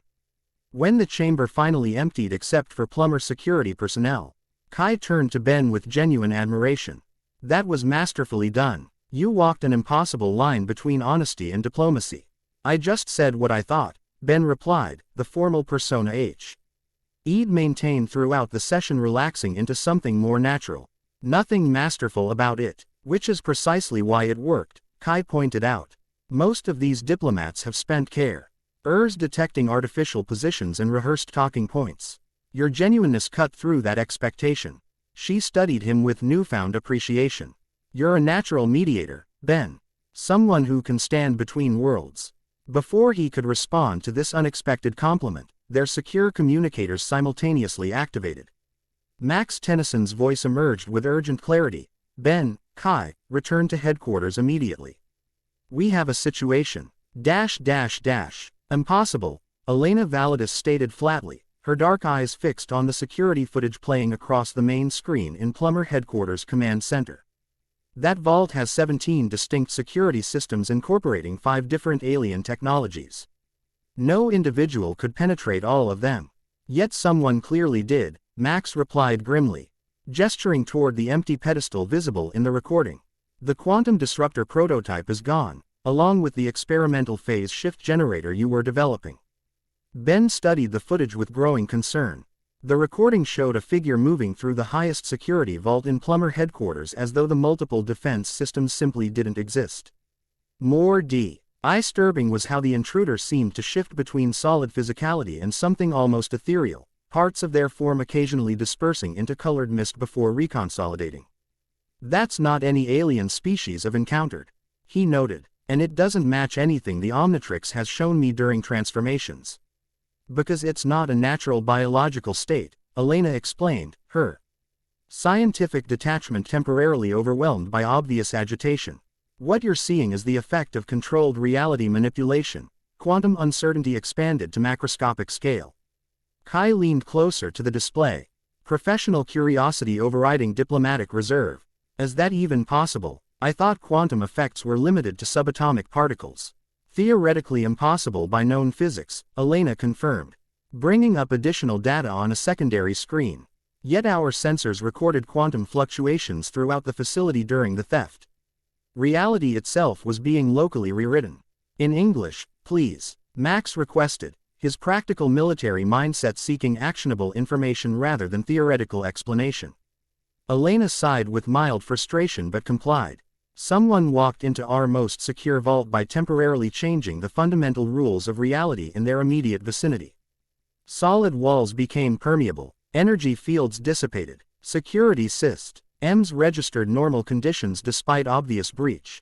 Can the stolen technology be tracked? Ben asked, focusing on practical response rather than the philosophical implications of reality manipulation. The quantum disruptor emits a distinctive radiation signature, Elena confirmed, activating a tracking program on her tablet. I've already calibrated our sensors to detect it. Current data suggests. She paused, eyebrows rising in surprise. That's unexpected. The signature is still within city limits. Specifically, an abandoned industrial sector approximately 12 kilometers northeast of our position. Max immediately shifted into command mode. This is either remarkable carelessness from someone capable of quantum manipulation, or a trap, Ben finished, already assessing tactical options. They want us to follow. Or they're so confident in their abilities that they don't consider us a threat, Kai suggested as an alternative. Either way, we need to recover that technology. The quantum disruptor could destabilize subatomic particles across a half-kilometer radius if improperly handled. Which would be catastrophic enough on its own, Elena added grimly. Combined with the phase shift generator, it could theoretically create a cascading reality fracture affecting an entire continent. Ben felt the weight of multiple gazes turning toward him. Despite his provisional status and youth relative to the experienced plumbers present, the Omnitrix made him their most powerful potential asset in this situation. I'll go, he stated simply. The Omnitrix gives me versatility to adapt to whatever we're facing. Not alone, Max countered firmly. This is exactly the kind of situation where plumber protocols exist for good reason. You'll take a tactical team with specialized equipment. With respect, Ben replied carefully, a large team would be detected immediately by anyone capable of the quantum manipulation we witnessed. A single operator has BTTER chance of successful approach and assessment. He's right, Elena unexpectedly supported his position. Quantum fluctuations are sensitive to observer effects. Multiple observers could trigger defensive response or accelerate whatever the thief has planned. Max's expression revealed internal conflict between protective instinct and tactical assessment. Compromise, he finally decided. Ben goes in first, maintains communication link. Tactical team establishes perimeter position for immediate response if needed. To Ben directly, he added, first sign of trouble, you call for backup. This isn't a test of the Omnitrix or your abilities, it's about recovering dangerous technology. Understood, Ben acknowledged, recognizing the concern beneath his grandfather's official demeanor. Quote, I'll take a minimum footprint approach, observation before engagement. Elena approached, offering a small device resembling a wristwatch. Quantum fluctuation detector. It'll warn you if reality becomes unstable in your vicinity. After a moment's hesitation, she added with uncharacteristic personal concern, be careful. Conventional physics may not apply fully in proximity to someone manipulating quantum states. I'll keep that in mind, Ben replied, genuinely appreciating her technical support despite her typically clinical demeanor. He secured the detector on his right wrist, opposite the Omnitrix. I should go too, Kai suggested. If this involves an unknown sentient species with reality manipulation capabilities, first contact protocols might apply. Max considered this briefly before nodding. Good point, but maintain safe distance until Ben confirms the situation. Diplomatic skills won't help if reality itself becomes unstable. Within 20 minutes, Operation Quantum Recovery was underway. Ben, equipped with standard plumber gear supplemented by Elena's specialized detection equipment, approached the abandoned industrial complex from its southern perimeter. Plumber, tactical teams established surveillance positions at strategic distances, while Kai followed approximately 200 meters behind Ben as diplomatic backup. This place has seen better days, Ben murmured into his communication link as he navigated between derelict manufacturing facilities. Once the heart of Bellwood's industrial sector, the area had been abandoned decades earlier when economic downturns forced companies to relocate. Now it stood as an urban ghost town of rusting metal and crumbling concrete. Quantum signature strengthening, Elena's voice responded through the earpiece. You're approaching the source, approximately 100 meters ahead, inside what used to be a chemical processing facility. Ben paused behind a collapsed wall section, studying the indicated building. Unlike the surrounding structures, this facility showed signs of recent activity, footprints in the dust, a door recently forced open, faint illumination visible through broken windows. "I'm going to transform before proceeding," he informed the team, activating the Omnitrix. Going Ectonorite for stealth approach. In a flash of green light, Ben's form shifted into the ghostly alien he'd named Ghost Freak, a phantom-like being with a single eye, capable of invisibility and intangibility. This transformation would allow him to observe without being detected, minimizing risk of confrontation until he'd assessed the situation. "Transformation complete," he reported, his voice now an eerie whisper. Proceeding to infiltration, he phased through the outer wall of the facility, tearing a cavernous space that once housed industrial machinery. Most equipment had been removed during the facility's closure, leaving a vast open area with high ceilings supported by metal beams. Catwalks crisscrossed the upper levels, many now partially collapsed from decades of neglect. At the center of this space, illuminated by portable light sources, stood an improvised laboratory. Equipment of both human and clearly alien design had been arranged around a central workbench where the stolen plumber technology now resided. The Quantum Disruptor, a sleek, gun-like device with pulsing blue sea components, had been partially disassembled, its internal components interfaced with the phase shift generator through makeshift connections. More concerning was the figure working at the bench, a female form surrounded by wisps of multicolored energy that occasionally caused parts of her body to shift between solid matter and something resembling colored smoke. Her back was to Ben, but he could see. She wore fitted black clothing under a long coat that seemed to shimmer with internal light patterns. Long hair that shifted between violet and deep crimson hung down her back, occasionally dispersing into mist before reforming.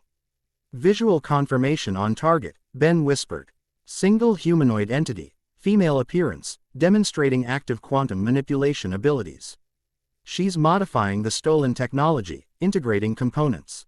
Can you identify species?" Came Max's response. "Negative," Ben replied, maintaining his invisible, intangible state as he drifted closer. "Appears humanoid. Base structure but with significant reality-altering properties. Not matching any Omnitrix catalog species I've accessed." He positioned himself above the workbench for better observation, noting the precision with which the thief manipulated complex technology. Her hands moved with expert knowledge, suggesting extensive scientific training rather than mere opportunistic theft. "You might as well become visible," the woman suddenly stated without looking up from her work. "Ectonorite phase states are still subject to quantum observation principles. I've been aware of your presence since you entered the building." Ben froze, momentarily startled by the direct address. After a split-second tactical assessment, he decided maintaining the pretense of stealth was pointless. He materialized into visibility, though remained in ectonorite form for defensive capability. "You have something that doesn't belong to you," he stated, his spectral voice echoing through the facility. "Plumber property, highly dangerous." The woman finally turned, allowing Ben to see her face. She appeared to be in her late 20s, with features that might have been conventionally attractive if they weren't periodically shifting into quantum uncertainty. Her eyes, however, remained constant, solid violet irises with an inner luminosity that suggested power beyond ordinary biology. A knowing smile played across lips that occasionally dispersed into mist at the corners. "Benjamin Kirby Tennyson," she identified him casually. "Half human, half chimera sui generis royal bloodline. Bearer of the Omnitrix, recently discovered son of Queen Vilgaxia and newly minted plumber agent." Her smile widened slightly. "You've had an eventful week." The comprehensive knowledge of his identity and recent activities was disturbing. "You have me at a disadvantage," Ben replied, maintaining his position above her. "You know who I am, but I don't know what to call you." "Esmeralda will suffice," she offered with a slight theatrical bow that sent ripples of quantum distortion through her form. "Reality architect, interdimensional traveler, and collector of interesting technologies." "Professional thief, you mean," Ben countered. "Such limited perspective," Esmeralda replied with mock disappointment. "I prefer to think of myself as redistributing resources to where they can be more creatively utilized." Through his communication link, Ben heard Alina's urgent voice, quantum fluctuations increasing. Whatever she's doing is destabilizing local reality. You need to secure that technology immediately. Ben assessed his options. Direct confrontation with someone capable of reality manipulation presented significant risks, but the modified equipment on the workbench posed greater danger with each passing moment. What exactly are you planning to do with a quantum disruptor and phase shift generator? He asked, simultaneously positioning himself for potential intervention. Those technologies weren't designed to work together. Precisely why combining them is so interesting, Esmeralda replied, turning back to her work. Conventional physics is so restrictive. These devices, properly modified, can create localized reality bubbles where alternative physical laws apply temporarily. Or they could tear a hole in the fabric of reality that consumes half the continent, Ben pointed out. Esmeralda laughed, the sound distorting strangely as quantum fluctuations rippled through her vocal cords. Only if configured improperly. I assure you, I understand quantum mechanics far better than your plumber scientists. She connected another component, causing the assembled device to pulse with intensifying energy. Though I admit, there's always an element of exciting uncertainty in experimental applications. The casual approach to potentially catastrophic consequences made Ben's decision clear. I'm going to have to ask you to step away from the technology and surrender yourself for questioning. How delightfully official you sound, Esmeralda observed with amusement. Already embracing your new plumber identity. But we both know enforcement isn't really your natural role, Benjamin. She glanced up at him.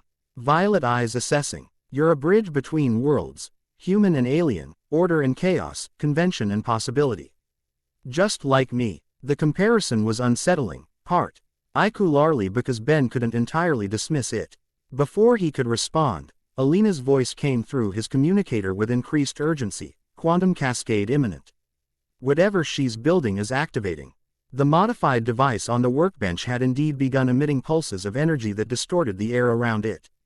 Reality itself seemed to ripple outward from the apparatus, creating visible waves in the fabric of space-time.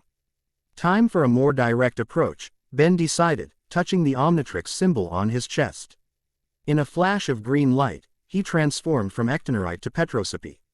The crystalline form he called Diamondhead, with enhanced durability and crystal manipulation abilities better suited for technology retrieval.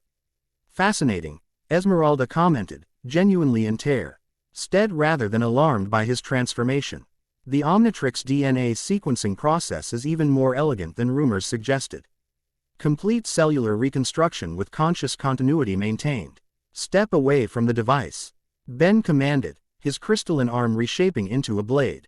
Last warning. Esmeralda sighed theatrically. So binary. Cooperation or conflict. The universe offers so many more interesting alternatives. She made a casual gesture with one hand, causing the air between them to distort dramatically. For instance, what if the laws of cause and effect temporarily reversed in a localized field? Before Ben could process this statement, he found himself flying backward across the facility as if struck by tremendous force, except the impact came before any visible attack. His crystalline form crashed through a support column and embedded in the far wall, structural damage spreading through the building from the collision. That was the effect, Esmeralda explained. Conversationally as reality rippled around her hand. The cause follows momentarily. True to her word, a pulse of violet energy erupted from her fingers a second later, traveling the path Ben had just involuntarily taken in reverse. The temporal displacement of cause and effect left him disoriented despite his durable form. Quantum physics offers so many possibilities conventional combatants never consider, Esmeralda continued, returning her attention to the device. For example, what if probability fields temporarily concentrated around certain outcomes? The modified quantum disruptor pulsed again, and suddenly portions of the ceiling began collapsing, not randomly, but in a precise pattern that forced Ben to repeatedly dodge and shield himself as debris somehow found him despite statistical improbability. Or my personal favorite, Esmeralda added as Ben struggled to advance against these reality manipulations, what if the distinction between potential and actual temporarily blurred? This proved the most disorienting effect yet. Ben suddenly perceived multiple versions of himself attempting different approaches, some successful, others failing catastrophically, all seamen.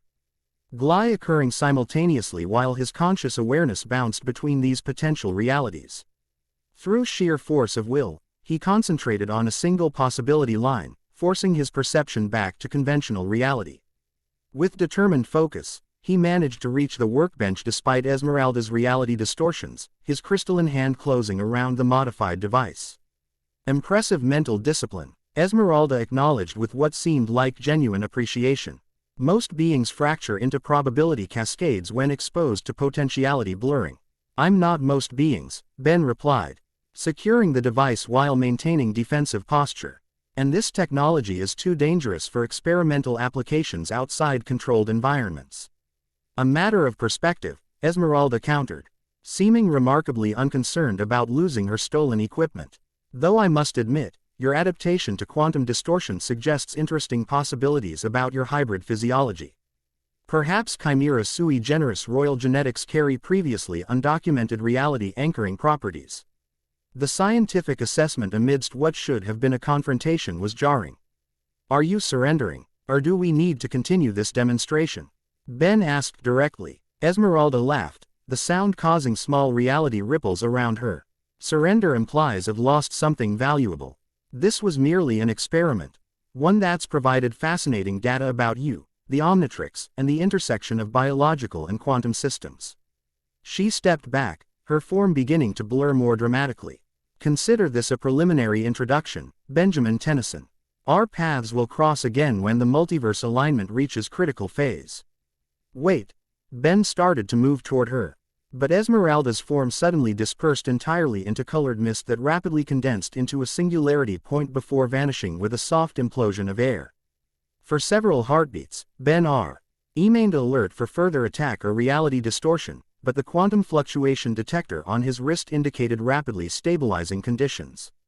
He touched the Omnitrix symbol on his chest, reverti. Into human form as Kai and the tactical team finally entered the facility, weapons ready. Target has departed, Ben reported, carefully securing the modified device in a containment field generator Elena had provided. Some kind of self-teleportation, but unlike any technology I've seen before. Kai approached cautiously, her expression reflecting professional concern. Are you all right? We mon. Itored some very unusual energy patterns during your interaction. I'm fine, Ben assured her, though the experience of reality manipulation had left him slightly disoriented. But we're dealing with something new. She called herself Esmeralda, claimed to be a reality architect, and interdimensional traveler. Interdimensional, Kai repeated with scientific skepticism. The plumbers have documented parallel universe theories but no confirmed instances of cross-dimensional transit. Well, she's either the real deal or has technology that can simulate it convincingly, Ben replied, handing the contained device to a plumber technician. And she knew everything about me, my heritage, the Omnitrix, even my recent plumber status. Information security breach, Max stated grimly, joining them after securing the perimeter. We need to assess how she accessed classified data. I don't think it was a conventional security breach, Ben explained, struggling to articulate what he'd observed. She spoke like someone viewing events from outside normal temporal sequence, like our timeline was just one of many she could observe. That's theoretically impossible, Elena stated flatly. Aving entered to examine the recovered technology. Even quantum uncertainty doesn't permit that level of macroscopic observer effect. A lot of supposedly impossible things have happened recently, Ben pointed out. Half-alien heritage, DNA-based transformation technology, and now reality manipulation. Maybe our definition of impossible needs updating. Elena bristled slightly at this challenge to scientific orthodoxy. But her attention quickly shifted to the modified device in containment. The integration work is brilliant, she admitted reluctantly after preliminary scanning. Whoever this Esmeralda is, she possesses advanced understanding of quantum field theory beyond current scientific consensus. She also said something about multiverse alignment reaching critical phase, Ben added. Recalling her parting statement, does that mean anything to anyone? The question created an unexpected silence as the scientific implications registered with those present. It could reference theoretical models of membrane universe interaction, Elena finally suggested, her typical certainty replaced by cautious speculation. Some quantum cosmology theories propose periodic, (GN meant) of parallel dimensional planes that might permit temporary interaction between otherwise separate realities. If such theories proved correct, Kai added thoughtfully, it would represent a fundamental paradigm shift in our understanding of reality itself, and potentially explain her unusual abilities, Max concluded. But theory doesn't help us track her or prevent further theft of dangerous technology. Ben found himself staring at the space where Esmeralda had vanished, replaying their interaction mentally. Unlike most adversaries he'd faced, from Denalian mercenaries to hybrid soldiers, she hadn't seemed conventionally hostile despite her reality-warping attacks. There had been an almost playful quality to her demonstrations, as though testing his capabilities rather than truly attempting to harm him. "I don't think we've seen the last of her," he stated with certainty. "She was studying me as much as I was trying to apprehend her. Whatever her ultimate goal, I'm somehow relevant to it. Which makes you a continued target," Max noted with concern. "We'll need to enhance security protocols and monitoring systems." As the plumber team secured the site and prepared for departure, Ben found himself contemplating Esmeralda's parting words. The multiverse alignment reaching critical phase. The statement suggested a timetable, an approaching event of cosmic significance that somehow connected to his recent emergence as Omnitrix wielder and acknowledged Chimera's sui generis heir. Coincidence seemed increasingly unlikely in this cascade of revelations and encounters. Something larger was unfolding, with Ben apparently positioned at its center by forces beyond conventional understanding. "You're unusually quiet," Kai observed as they boarded the transport vehicle for return to headquarters. "Processing what happened. Trying to," Ben acknowledged. "Everything since my birthday feels connected somehow. The Omnitrix finding me, my mother arriving, the hybrid attack. And now this reality manipulator with apparent knowledge of some coming cosmic event." He met her gaze with newfound determination. "I need to understand what I've stepped into if I'm going to navigate it successfully." Kai studied him with thoughtful consideration. The plumbers maintain extensive archives on cosmic phenomena and interdimensional theories. As a consultant, I have access clearance that might help. "I'd appreciate that," Ben replied sincerely. "Between your diplomatic knowledge, Alina's scientific expertise, and whatever insights Tetrax might provide about my Chimera heritage, maybe we can piece together what's really happening." As the transport departed, Ben glanced back at the abandoned facility where he'd encountered Esmeralda. The quantum fluctuation detector on his wrist remained calm, showing normal reality parameters restored. Yet he couldn't shake the sensation that fundamental aspects of his understanding had been permanently altered, not by her reality manipulations, but by the implications of her existence and apparent interest in him. One thing seemed increasingly certain: the universe was far stranger and more complex than even his newly expanded worldview had prepared him to comprehend. And somehow, through accident or design, he now stood at the intersection of forces that extended beyond conventional reality itself. The following days brought a whirlwind of diplomatic negotiations, technical briefings, and strategic planning sessions. The UN Security Council had approved a modified version of Queen Vilgaxia's defense embassy proposal, accepting the technology while imposing strict limitations on Chimera's sui generis jurisdiction and personnel movement. Ben had delivered this counterproposal personally, return in to his mother's flagship with Kai as Earth's official representative. Vilgaxia had received the modified terms with surprising equanimity, though Ben detected calculated assessment beneath her apparent acceptance. The Queen was playing a longer game than immediate territorial acquisition, a realization that both reassured and concerned him regarding her ultimate intentions toward Earth. Now, 10 days after his 25th birthday that had triggered this cascade of life-altering revelations, Ben found himself in one of the plumber facility's training chambers. Elena had developed specialized simulation protocols to help him explore the Omnitrix's capabilities more systematically, pushing beyond the 8 alien forms he'd discovered through emergency activation. The transformation cell-Cetian mechanism appears to have both deliberate and adaptive components, she explained, monitoring his progress from a control booth as Ben cycled through previously unused alien forms.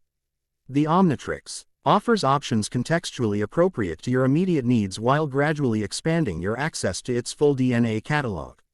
So eventually I could access all 10,000 species? Ben asked, reverting from a jellyfish-like electrical alien he'd mentally dubbed amphibian, after testing its electrokinetic capabilities. Theoretically, Elena confirmed, though the energy requirements for maintaining that level of accessibility might exceed the device's power management systems. More likely, it will develop a rotating catalog of approximately 50 to 100 forms you can access at any given time. Ben nodded, appreciating her technical expertise despite her sometimes clinical approach to his training. Over the past week, he developed an unexpected working rapport with the brilliant weapons developer. Elena's initial skepticism toward him had gradually evolved into scientific curiosity and even occasional moments of something resembling friendship, particularly during night research sessions analyzing Esmeralda's quantum modifications to the stolen technology. Ready for the adaptive combat simulation? Elena asked, fingers poised over her control panel. This program will require transformation selection under pressure conditions. Bring it on, Ben replied, mentally preparing himself. Full intensity. Elena activated the program, and the training Ur's holographic systems generated a complex urban environment populated by various alien adversaries drawn from plumber encounter records. The simulation would require Ben to select appropriate transformations for each threat, developing both tactical thinking and Omnitrix proficiency simultaneously. As Ben engaged the first wave of simulated attackers, choosing a massive, four-armed Tetraman foe for close quarters combat, the chamber door opened to admit Kai. She observed the training session with professional interest, occasionally conferring with Elena regarding specific transformations and their tactical applications. When the simulation finally concluded, Ben reverted to human form, breathing heavily from the exertion despite the holographic nature of the combat. 78% efficiency rating, he noted. Reading the assessment display. Better than yesterday. Your transformation selection is becoming more strategic, Elena acknowledged. Though you still default to strength-based forms more frequently than optimal scenarios would suggest. Old habits, Ben admitted, accepting a towel from a dispensing unit. Even before the Omnitrix, I relied on physical capabilities more than elaborate tactics. Your hybrid physiology provided advantages even in human form, Elena noted clinically. 20% increased muscle density, enhanced reflexes, superior night vision.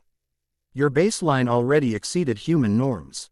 Ben had grown accustomed to Elena's matter-of-fact assessments of his biology, though her detached scientific interest occasionally made him feel more specimen than person. Did you need something, Kai? He asked, turning to the diplomatic consultant who had remained silent during the post-simulation analysis. The construction team has broken ground at the Mojave site, she informed him. Queen Vilgaxia has requested your presence at the ceremonial commencement of the defensive embassy. The formal request carried obvious political implications. By appearing alongside his mother at this public event, Ben would be visibly associating himself with the Chimera sui generis presence on Earth, exactly the connection he had carefully avoided during the UN presentation. When? He asked, already considering how to navigate this diplomatic minefield. Tomorrow at 0900, Kai replied. Full diplomatic delegation from the UN will attend, along with representatives from 17 nations. It's being framed as a historic cooperation initiative rather than alien intervention. Clever framing, Ben observed. Makes refusal to participate seem like rejection of peaceful cooperation rather than maintaining appropriate boundaries. Precisely, Kai confirmed with a slight smile of approval for his diplomatic insight. Your mother understands optics remarkably well for someone not raised in human media culture. The principles of public perception transcend species boundaries, Elena noted dispassionately. Effective propaganda. The methodology follows universal psychological patterns regardless of biological substrate. Both Ben and Kai turned to her with matching expressions of mild surprise at this unusually philosophical observation from the typically science-focused weapons developer.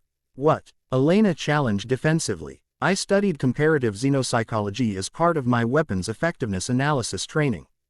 Of course you did, Ben replied with a hint of teasing warmth that would have been unthinkable in their initial interactions. Psychological impact of disintegration rays must be fascinating reading.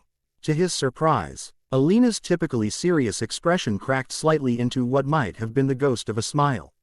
Actually, it was, particularly the chapter on species-specific threat perception thresholds. This unexpected glimpse of humor from the usually clinical scientist created a moment of camaraderie that Kai observed with thoughtful interest before returning to the diplomatic matter at hand.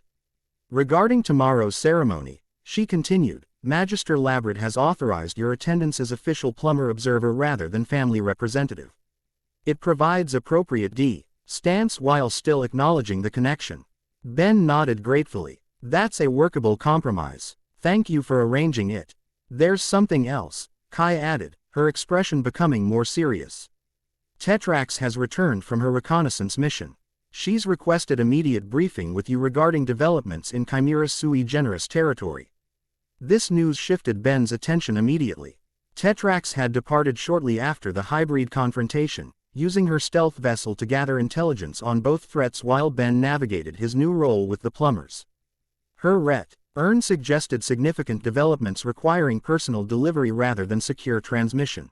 Where is she? He asked, already moving toward the exit. Secure briefing room 3, Kai replied. Max is meeting her there now. Ben paused at the doorway, glancing back at Elena. We'll continue training tomorrow after the ceremony. Assuming you don't get conscripted into Imperial service during the event, Elena replied dryly. The biometric response mapping of your transformation still requires baseline completion for at least 12 more DNA configurations. Her deadpan delivery almost concealed the underlying concern. Almost, but not quite. Despite her scientific detachment, Elena had developed a genuine professional investment in Ben's development as both Omnitrix wielder and plumber agent. I'll be there, he promised before departing with Kai. As they navigated the facility's corridors toward the briefing room, Kai studied him with thoughtful assessment. You're adapting remarkably well, she observed. To all of this, the plumbers, your heritage, the Omnitrix. Most people would be overwhelmed by any one of those developments. Who says I'm not? Ben replied with a wry smile that didn't quite reach his eyes. I'm just hiding it exceptionally well. False modesty doesn't suit you, Kai countered perceptively. You've natural aptitude for operating between worlds, human and alien, military and diplomatic, personal and political. It's impressive. The genuine compliment caught Ben slightly off guard. Throughout the past chaotic days, Kai had maintained professional composure that occasionally made her difficult to read. This moment of personal assessment suggested she'd been observing him more carefully than he'd realized. I appreciate that, he responded sincerely. Though I'm mostly making this up as I go and hoping nobody notices. The hallmark of effective diplomacy, Kai noted with unexpected humor as they reached the briefing room door. Confidence and improvisation in equal measure. The light-hearted moment dissolved as they entered the briefing room to find Tetrax and Max engaged in intense discussion over holographic star charts. The Petrosapian Guardian's crystalline features were set in grim configuration that immediately signaled concerning developments. Ben, Tetrax acknowledged his arrival with a respectful nod. Thank you for coming quickly. We have a developing situation in the Andromeda Galaxy that directly impacts your position. What's happened? Ben asked, taking a seat at the briefing table as the holograph display expanded to show multiple star systems. Queen Vilgaxia has initiated military mobilization beyond standard Imperial protocols, Tetrax explained, highlighting specific sectors where fleet movements were occurring. While maintaining diplomatic engagement with Earth, she's simultaneously consolidating forces near the borders of 16 previously neutral systems. Preparing for expansion, Max interpreted grimly, using the hybrid incursion as justification for protective occupation of neighboring territories. Precisely, Tetrax confirmed. The Imperial Propaganda Network, KS, are framing it as defensive positioning against hybrid aggression, but the deployment patterns indicate offensive capability building rather than defensive fortification. Ben studied the tactical display with growing concern. The movements created a clear pattern of strategic positioning for potential conquest rather than the defensive perimeter Vilgaxia's public statements claimed. These systems, he noted, indicating several highlighted regions, they're resource-rich but militarily underdeveloped. Yes, Tetrax confirmed, slight surprise evident in her tone at his strategic assessment. Primarily agricultural and mining worlds with limited space defense capability. How did you know? I didn't consciously, Ben admitted. But seeing the deployment pattern triggered something. Gee, knowledge I shouldn't have but somehow do. He met Tetrax's concerned gaze. The genetic memory my mother mentioned, it's becoming more accessible the longer I'm exposed to Imperial information and technology. This revelation created a moment of tense silence as its implications registered with everyone present. That complicates our assessment of your security status, Max finally stated, the painful conflict between his roles as plumber commander and concerned father evident in his expression. I'm not being influenced toward Imperial loyalty, Ben clarified quickly. Just accessing tactical and strategic knowledge that apparently comes with the royal genetic package. It's information access, not ideological programming. Can we be certain of that distinction? Tetrax asked with characteristic directness. Chimera sui generis genetic encoding is remarkably sophisticated, particularly in royal bloodlines. Loyalty triggers could be dormant, awaiting specific activation circumstances. The suggestion that his very DNA might contain hidden programming was deeply unsettling, but Ben refused to surrender to paranoia. If my mother could control me through genetics, she wouldn't need elaborate diplomatic maneuvering to gain my cooperation. She'd simply activate whatever loyalty triggers existed and have me comply willingly. A logical assessment, Kai supported his position. Queen Vilgaxia's actions suggest she lacks direct influence over Ben's choices despite their biological connection. Her continued diplomatic efforts would be unnecessary otherwise. Tetrax appear, Ed only partially convinced but nodded acceptance of this reasoning. In any case, the military mobilization represents concerning escalation. The timing, simultaneous with establishing presence on ER, suggests coordinated strategic implementation rather than reactive defense against hybrid incursion. A2 front expansion, Max concluded. Consolidating power in the Andromeda Galaxy while establishing foothold in the Milky Way. Using Earth as entry point. The assessment aligned uncomfortably well with Imperial expansion tactics documented in the historical archives Ben had studied aboard his mother's flagship. Vilgaxia was indeed playing a longer, more complex game than immediate conquest, patient, strategic positioning that would make eventual resistance far more difficult once fully implemented. Tomorrow's ceremony takes on additional significance in this context, Kai observed. It's not merely diplomatic formality but visible first stage of potential long-term strategy. Which makes my participation even more problematic, Ben realized. Appearing alongside her implies tacit approval of not just the defensive embassy but potentially her broader imperial agenda.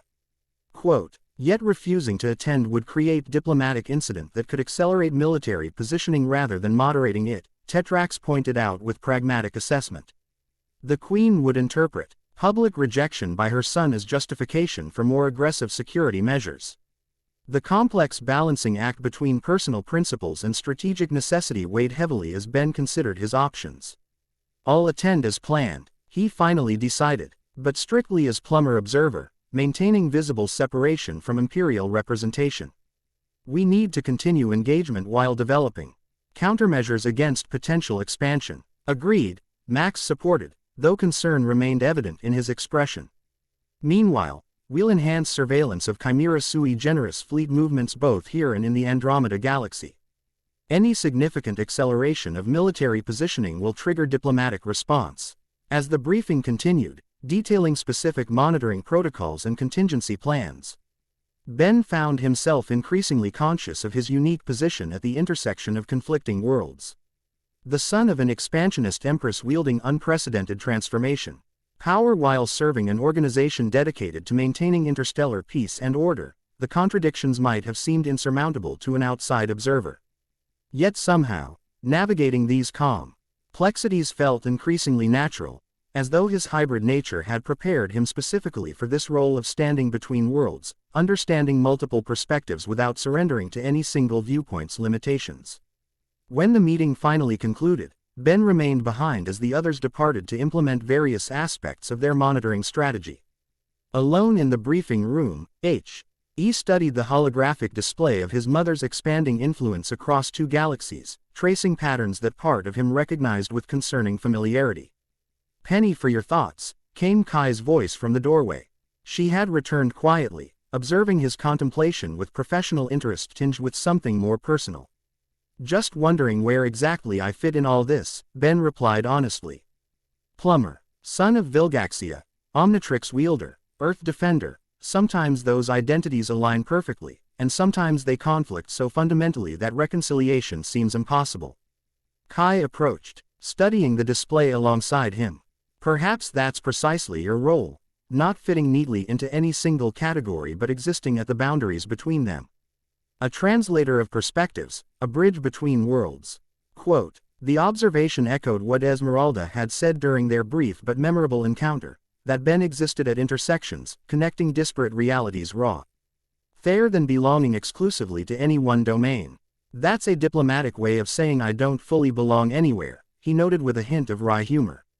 Or that you belong everywhere, Kai countered thoughtfully. Few beings can truly understand multiple perspectives from within. Most observers remain fundamentally external to what they study. Her dark eyes met his with unexpected warmth. Our hybrid nature isn't limitation but rare advantage, genuine dual citizenship not just in legal terms but in fundamental identity. The perspective shift her words offered felt like unexpected illumination, reframing what he had sometimes perceived as disconnection into unique connection instead. Before Ben could respond, his communication device activated with Alina's characteristically direct summons. Tennyson. Lab immediately. Quantum fluctuations detected in northeastern sector. Possible return of your reality manipulating thief. The potential reappearance of Esmeralda immediately shifted priorities. On my way, Ben confirmed, already moving toward the exit. To Kai, he added, duty calls. Apparently reality itself needs supervision. Be careful, she cautioned, unexpected concern evident beneath her professional composure. Esmeralda's abilities operate outside conventional physics. Standard tactical approaches may prove ineffective. Fortunately, Ben replied with a confidence that felt increasingly natural. I specialize in unconventional solutions. As he departed for what might be another reality-bending encounter, Ben carried with him Kai's perspective-shifting observation. Perhaps his seemingly contradictory identities weren't competing fragments but complementary components of something unique, a singular being precisely because of his multiplicity rather than despite it. If so, the Omnitrix's DNA transforming capabilities represented perfect symmetry with his inherent nature, the external expression of an identity already bridging worlds from its very conception. The thought provided unexpected clarity as he prepared to face whatever new challenge awaited, armed with both alien transformation and increasingly integrated sense of self. Chapter 3 End. The End. I hope you enjoyed this episode. Remember to subscribe and like this video. See you in the next video.